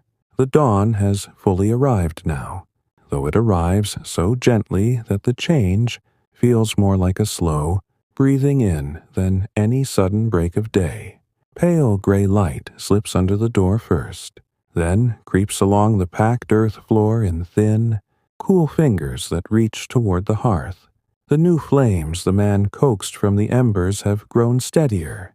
They rise low and even, casting a warm golden circle that pushes back the last remnants of night chill from the center of the room. The iron griddle sits hot over the fire, its surface already beginning to shimmer faintly with heat. The smell of barley dough browning spreads slowly, soft at first, then richer as the edges of each round crisp and darken to a gentle nut brown. Steam rises in small, curling wisps whenever the woman lifts a loaf with the thin wooden peel, setting it aside on the low table to rest a moment before tearing. She works without haste, shaping one more round while the others bake, pressing the dough flat between her palms, smoothing the edges with a light touch. Her hands move with the same quiet certainty they have held through countless mornings. Fingers dusted lightly with barley flour, movements flowing one into the next like water over rounded stones. The little girl watches from her place on the sheepskin, knees drawn up, chin resting on them, eyes following every turn of her mother's wrists. She does not ask to help yet. She simply absorbs the rhythm, the soft hiss of dough meeting iron, the faint crackle of the fire beneath, The boy has risen fully now. He stands near the open door, pushed wide to let in the fresh morning air, looking out across the yard. Mist still clings low over the fields, softening the distant hedges into pale gray shapes, turning the grass silver where dew catches the first true light. A thin line of rose touches the eastern sky, too faint yet to warm anything, but enough to promise the sun's slow climb. The hens have begun to stir inside the byre. Soft clucks and rustles drift across the yard as they shake out feathers and hop down from perches. The cow lows once, low and contented, from behind the closed door, already awake and waiting for release into the day's grazing. The man steps outside briefly, boots soft on the dew-wet grass. He unlatches the byre door, swings it open wide. The cow rises slowly, stretches her neck forward, then ambles out into the yard with heavy, deliberate steps. She pauses to drink from the trough the woman filled last evening, water dripping from her muzzle in slow drops, then lowers her head to pull at the first green shoots near the hedge. The man watches her settle, then checks the water level in the trough, tops it from the bucket still standing near the door. Cold water splashes against wood. Droplets catch the growing light like tiny prisms before falling away. He does not linger. The morning tasks will unfold in their own time. Back inside, the last loaf comes off the griddle. The woman stacks the warm rounds on the table. 5 or 6 small loaves, enough for breakfast and perhaps a little to carry into the fields later. She tears one open while it is still steaming. The inside is soft, slightly moist, flecked with the darker grains of barley. No butter today, no honey. The simple bread is enough, its warmth and faint sweetness, carrying the comfort of the fire and the hands that made it. She pours weak ale from the wooden jug into the 4 cups, passes them around. The family gathers near the hearth again. Low stools drawn close, sheepskin spread on the floor for the children. They eat in the same calm quiet that has held since waking. Bread is torn by hand, passed from one to another. Small bites are taken, chewed slowly, swallowed without rush. The ale is cool against warm throats. It tastes faintly of grain and the herbs used in its weak brewing. Nothing strong, nothing to cloud the mind, only a gentle quencher for the morning. The little girl nibbles at her piece, saving the soft center for last as she always does. The boy eats more steadily, eyes half closed in the pleasure of warmth and food after the cool night. The man and woman eat side by side, shoulders almost touching, sharing the same unhurried pace they have kept through years of such mornings. Outside, the mist begins to lift by small degrees. Sunlight strengthens along the horizon, turning the rose to pale gold, then to clear yellow. Birds return to song. First, one blackbird from the top of the hawthorn, clear notes rising and falling, then others answering from hedges and copse. The air grows lighter, fresher. The scent of wet grass and earth rises as warmth touches the dew. A breeze moves through the yard, soft, carrying the clean smell of morning and the faint trace of wood smoke from neighboring hearths waking to their own fires. When the meal is finished, the woman clears the table with slow sweeps of her hand, brushing crumbs toward the hearth where the fire will take them. She stacks the cups and remaining bread for later, wipes the low table with the damp cloth until it gleams faintly again. The man rises, takes his billhook from its peg near the door, steps outside to check the fence line along the garden. Nothing urgent, only the daily walk to see that no gaps have opened in the night, that no animal has pushed through. The boy follows, small knife in hand, ready to help where he can. They move together along the hedge, pausing now and then to tighten a binding or pull a stray branch, footsteps soft on the warming grass. The woman remains inside a moment longer, kneels by the hearth to add a thicker log so the fire will hold steady through the morning. She stirs the embers gently, watches the flames rise to greet the new wood, then stands and brushes her hands on her kirtle. She takes the spindle once more. Today, a fresh roving of lighter wool, perhaps for finer thread to mend a cloak or weave into summer cloth. She settles on the threshold step in the strengthening light, draws the fibers, twists them between her fingers, lets the spindle drop and turn. The whirl spins smoothly. The thread lengthens in thin, even strands that catch the morning sun like pale silk. The little girl joins her now, sitting close on the step with a small handful of wool to tease apart. She pulls the fibers gently, learning the feel of them. Soft, slightly sticky from natural lanolin, stretching without breaking when drawn slowly. Her mother glances over, offers a small nod of encouragement, then returns to her own spinning. They sit together in silence, broken only by the soft whir of the spindle, the distant low of the cow, the rustle of leaves when the breeze finds them. The day opens fully before them. Light pouring across the yard, warming the stones, drying the dew, coaxing green things upward from the earth. No task calls with urgency. Everything waits in its proper turn. Water will be fetched again soon. The garden checked for new weeds. The woodpile added to if the stack looks low. But for this quiet stretch of early morning, the family simply exists in the gentle unfolding. Bread warming in bellies, fire crackling low, spindle turning, breath matching breath in the calm repetition that has held life here for so long. We remain with them in this soft hour, letting the sunlight strengthen by tiny degrees, listening to the patient rhythm of hands at work, feeling the steady warmth of a new day settling over the house and the yard and the sleeping village beyond. Everything continues without rush, calm and endlessly familiar. The morning light has settled into a clear, steady brightness now, the kind that makes the entire yard feel gently, illuminated without any harshness or glare. The sun has climbed above the low eastern hills, its rays pouring across the fields in wide, even bands that turn the dew-damp grass into a shimmering carpet of silver and green. Mist has lifted almost entirely from the valley floor. Only thin wisps remain, curling lazily around the bases of distant hedges and the trunks of scattered oaks. The sky stretches wide and pale blue overhead, cloudless except for a few high, feathery streaks that move so slowly they seem painted in place.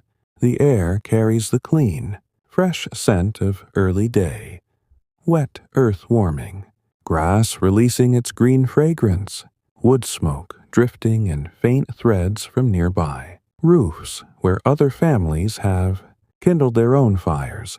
Inside the house, the breakfast fire burns low and steady, flames licking gently at the underside of the griddle where one last small round of barley bread finishes browning. The woman lifts it with the peel, sets it beside the others on the table, then rakes the coals into a smaller heap so the heat will hold without consuming too much wood too quickly. The room glows softly with the combined light of fire and sunlight slanting through the open door, warm tones on the clay walls, golden patches on the packed earth floor, faint gleams along the edges of the hanging skeins of wool. The smell of fresh bread lingers thickly, mingling with the faint, resinous trace of burning oak and the clean undertone of morning air slipping inside. She steps to the doorway, leans one shoulder against the frame, looks out across the yard. The little girl has followed her, standing close beside her leg, one small hand resting lightly on her mother's kirtle. Together they watch the cow graze slowly near the hedge, head lowered, jaws working in the same unhurried rhythm, tail flicking once in a while at an early fly. The hens have spread out again, scratching in loose circles, dust rising in small puffs around their feet whenever they find a particularly promising spot. One hen flaps up to perch on the low fence post, stretches her neck, lets out a single soft cluck before hopping down to rejoin the others. The man and the boy have returned from their walk along the fence line. They carry nothing new, no fresh branches, no repairs needed today. But the walk itself was the task. Seeing, feeling, knowing the boundaries remain sound. The man sets his billhook back on its peg inside the door, brushes his hands together to shake off any clinging leaves or earth. The boy does the same with his small knife, then stands a moment in the sunlight just outside the threshold, face turned upward, eyes closed against the gentle warmth. His cheeks flush faintly pink from the morning chill and the first touch of sun. The woman speaks softly, now, first words of the day, beyond the quiet murmurs of waking. She asks the man if the fence held through the night. He nods once, says the hazel bindings still grip tight. No gaps opened by wind or animal.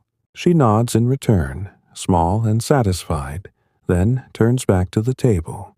She tears the last warm loaf into pieces, places them on a flat wooden board, with the remaining soft cheese from yesterday, pale curd still wrapped in its dock leaf, slightly firmer now in the cooler night air. They eat again, though lightly this time. Small bites of bread, tiny portions of cheese, sips of water drawn fresh from the bucket. No need for more. The earlier meal still warms them from within.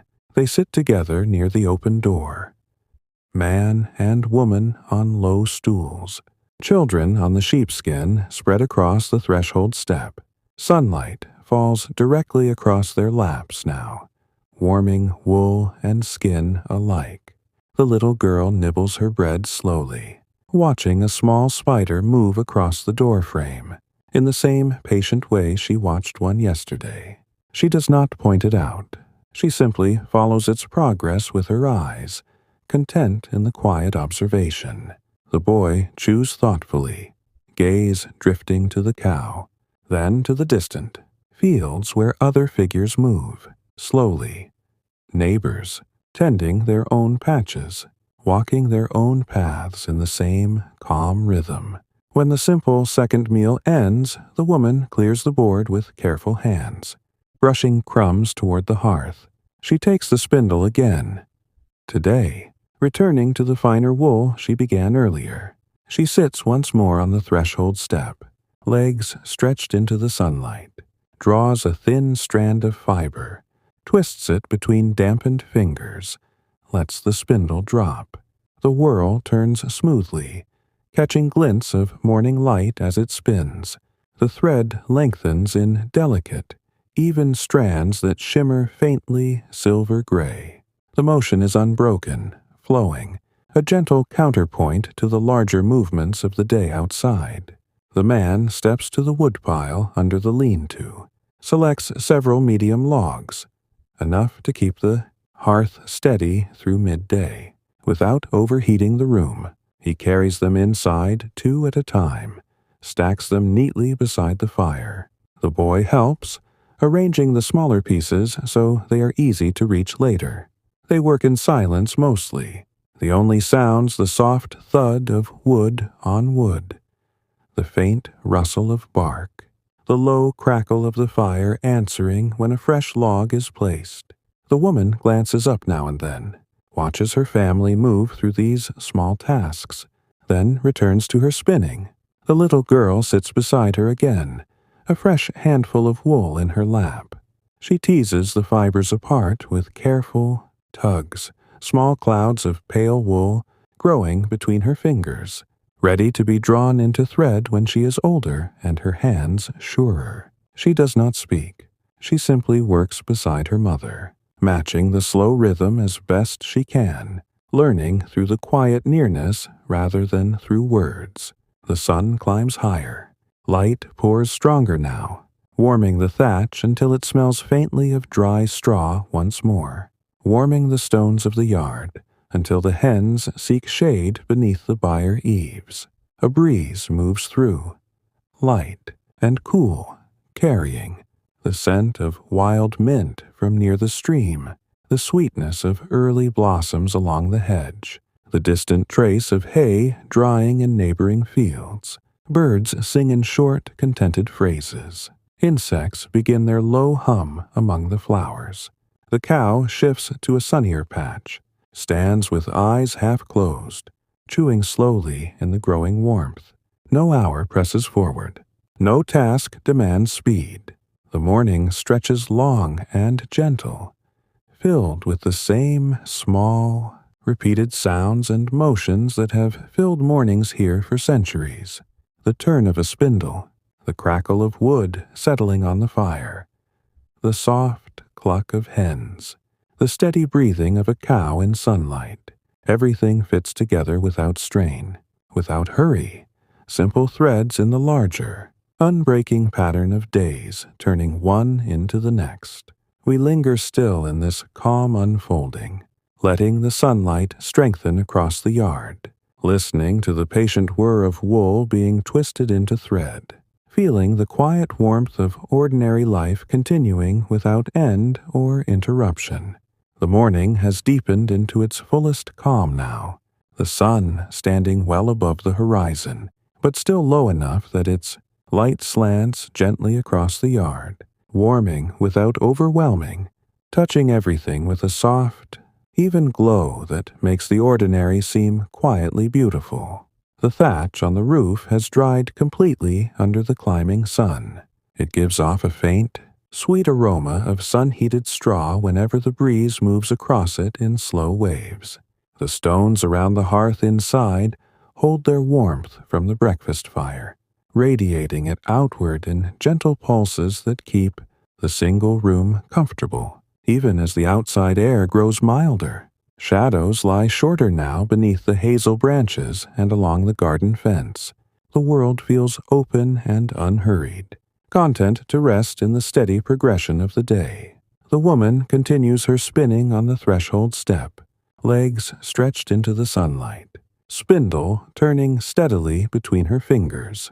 The finer wool she works with today draws out into delicate strands, thin and smooth, catching the light in faint, silvery gleams as they lengthen. She draws a fresh length of fiber from the roving across her lap, moistens her fingertips just enough to help the twist travel upward without breaking, lets the spindle drop and spin. The whirl rotates with a soft, constant whir, almost musical in its repetition. She winds the new thread onto the shaft with careful turns, draws again, twists again. Her breathing matches the rhythm without effort. Slow inhale as the fibers stretch, slow exhale as the spindle turns. She does not count the lengths or measure the time. The work simply flows, one gentle motion folding into the next, the same way the day itself unfolds. The little girl sits close beside her, knees drawn up, small hands busy with her own handful of wool. She teases the fibers apart as she has seen her mother do so many times, pulling gently, separating the clumps into loose clouds, feeling the soft stickiness of lanolin against her skin. Her movements are slower, less sure, but patient. When a strand breaks, she simply joins the ends, again with a small twist of her fingers, presses them together until they hold. She glances up at her mother now and then, watches the spindle drop and rise, then returns to her own task with quiet concentration. No words pass between them. The nearness is enough, the shared rhythm enough. Outside, the man has moved to the small garden patch beyond the low fence. He kneels among the rows of leeks and cabbages, pulling weeds by hand, one slow tug at a time, roots coming away clean from the damp soil. The weeds are mostly soft chickweed and groundsel today, easy to gather into a neat pile beside him. He works methodically, without strain, pausing every few minutes to sit back on his heels, wipe his brow with the back of his wrist, look at the sky to read the weather. The sun feels warm on his face, the earth cool beneath his knees. He breathes deeply, the clean smell of turned soil, the green scent of growing things, the faint trace of wood smoke still lingering from the hearth. The boy has joined him now, kneeling a short distance away in the same row. He imitates the motions exactly. Grasp the base of the weed, pull steadily upward, shake the soil from the roots, place it on the pile. His small hands press more firmly than needed sometimes, but he learns through the doing, through the feel of earth crumbling between his fingers, through the quiet satisfaction of seeing the row grow clearer with each handful removed. The man glances over once or twice, offers a single low word, gentler, and the boy adjusts, pulls more slowly, more carefully. No long instruction follows. The teaching lives in the shared silence, in the side-by-side work under the same sun. The hens scratch busily near the midden heap, turning over old straw and bits of earth in search of insects. One hen finds a particularly rich spot, dust bathes with slow, luxurious rolls, wings half spread, feathers fluffed against the warming ground. The others cluck softly among themselves, moving in loose, contented groups.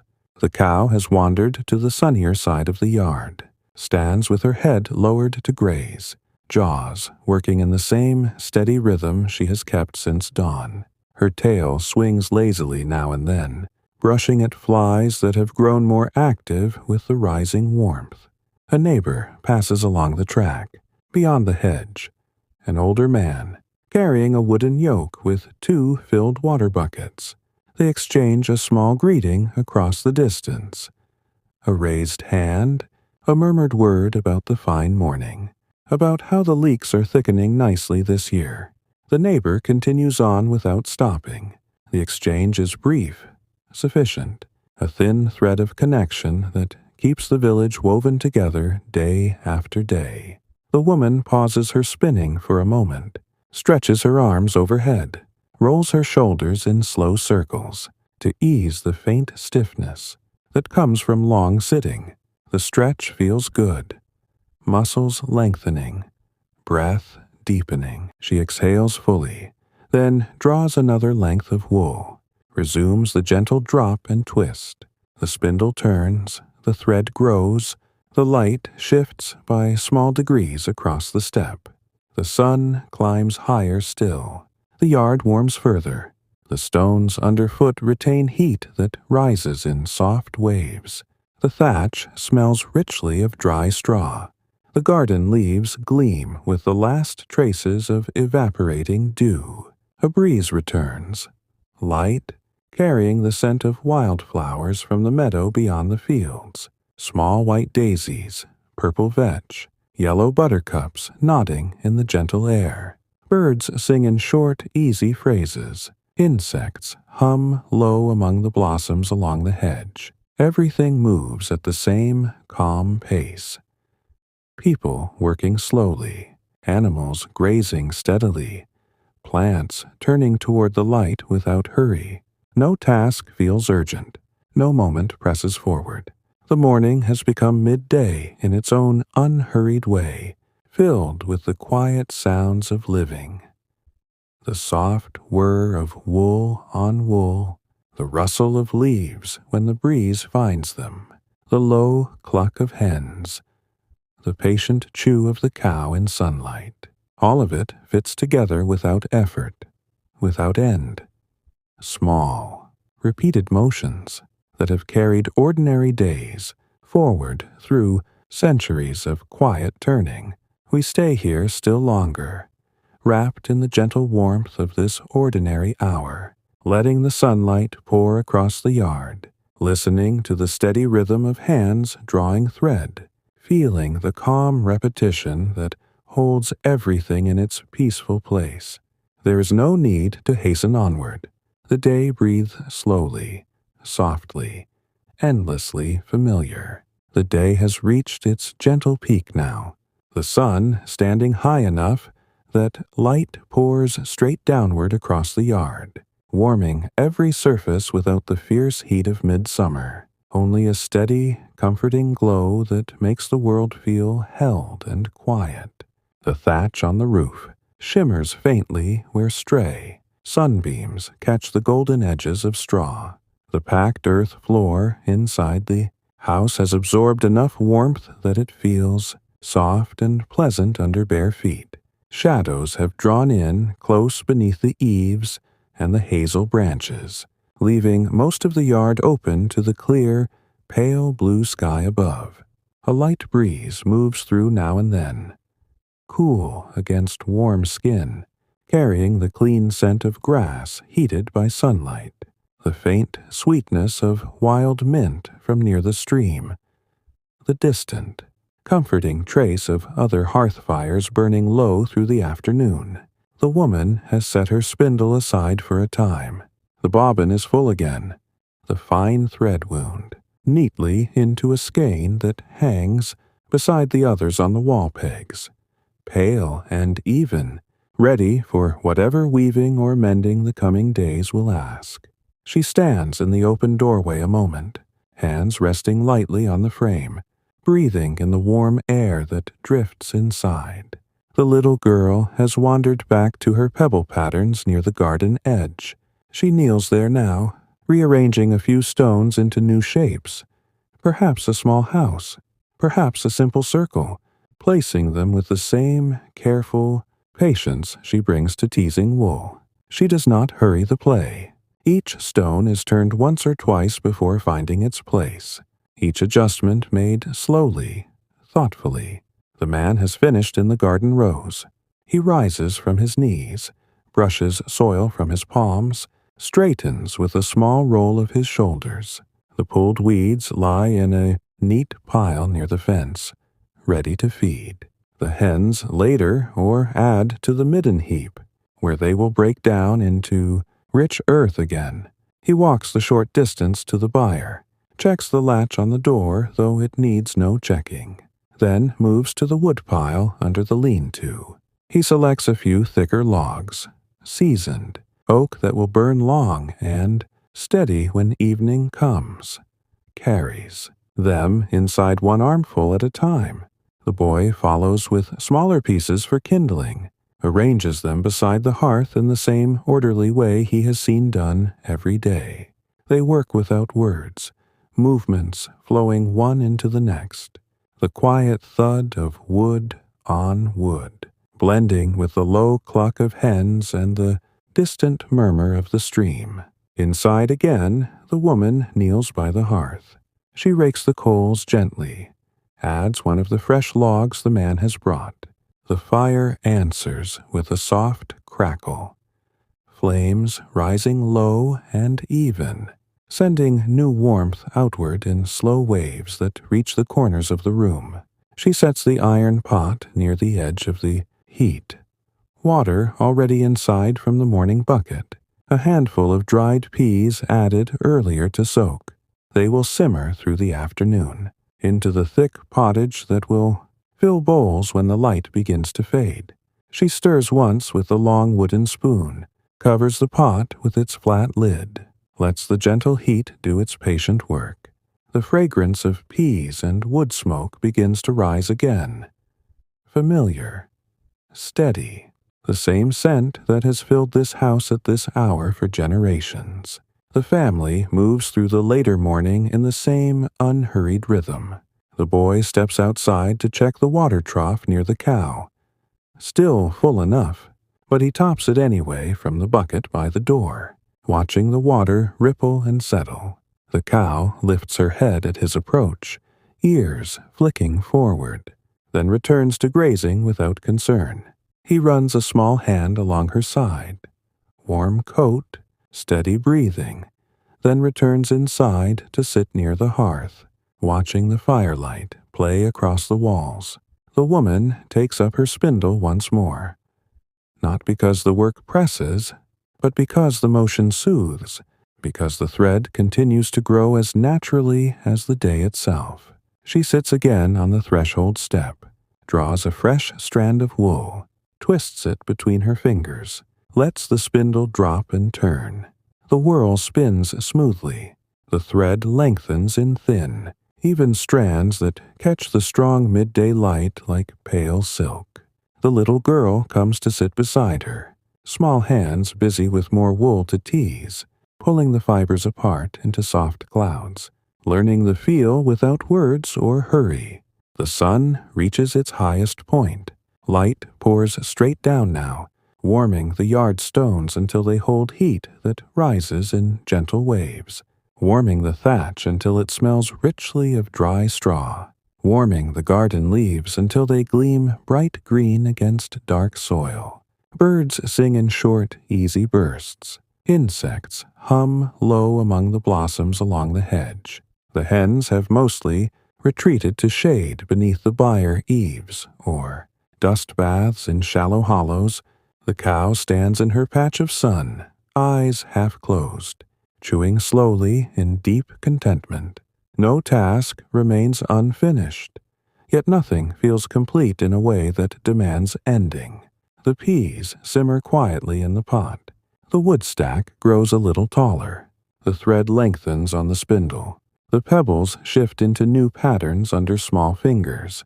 Everything continues at its own calm pace. Slow, soft, endlessly repeating in the gentle circle of days that turn without ever breaking. The afternoon will drift onward in its own time.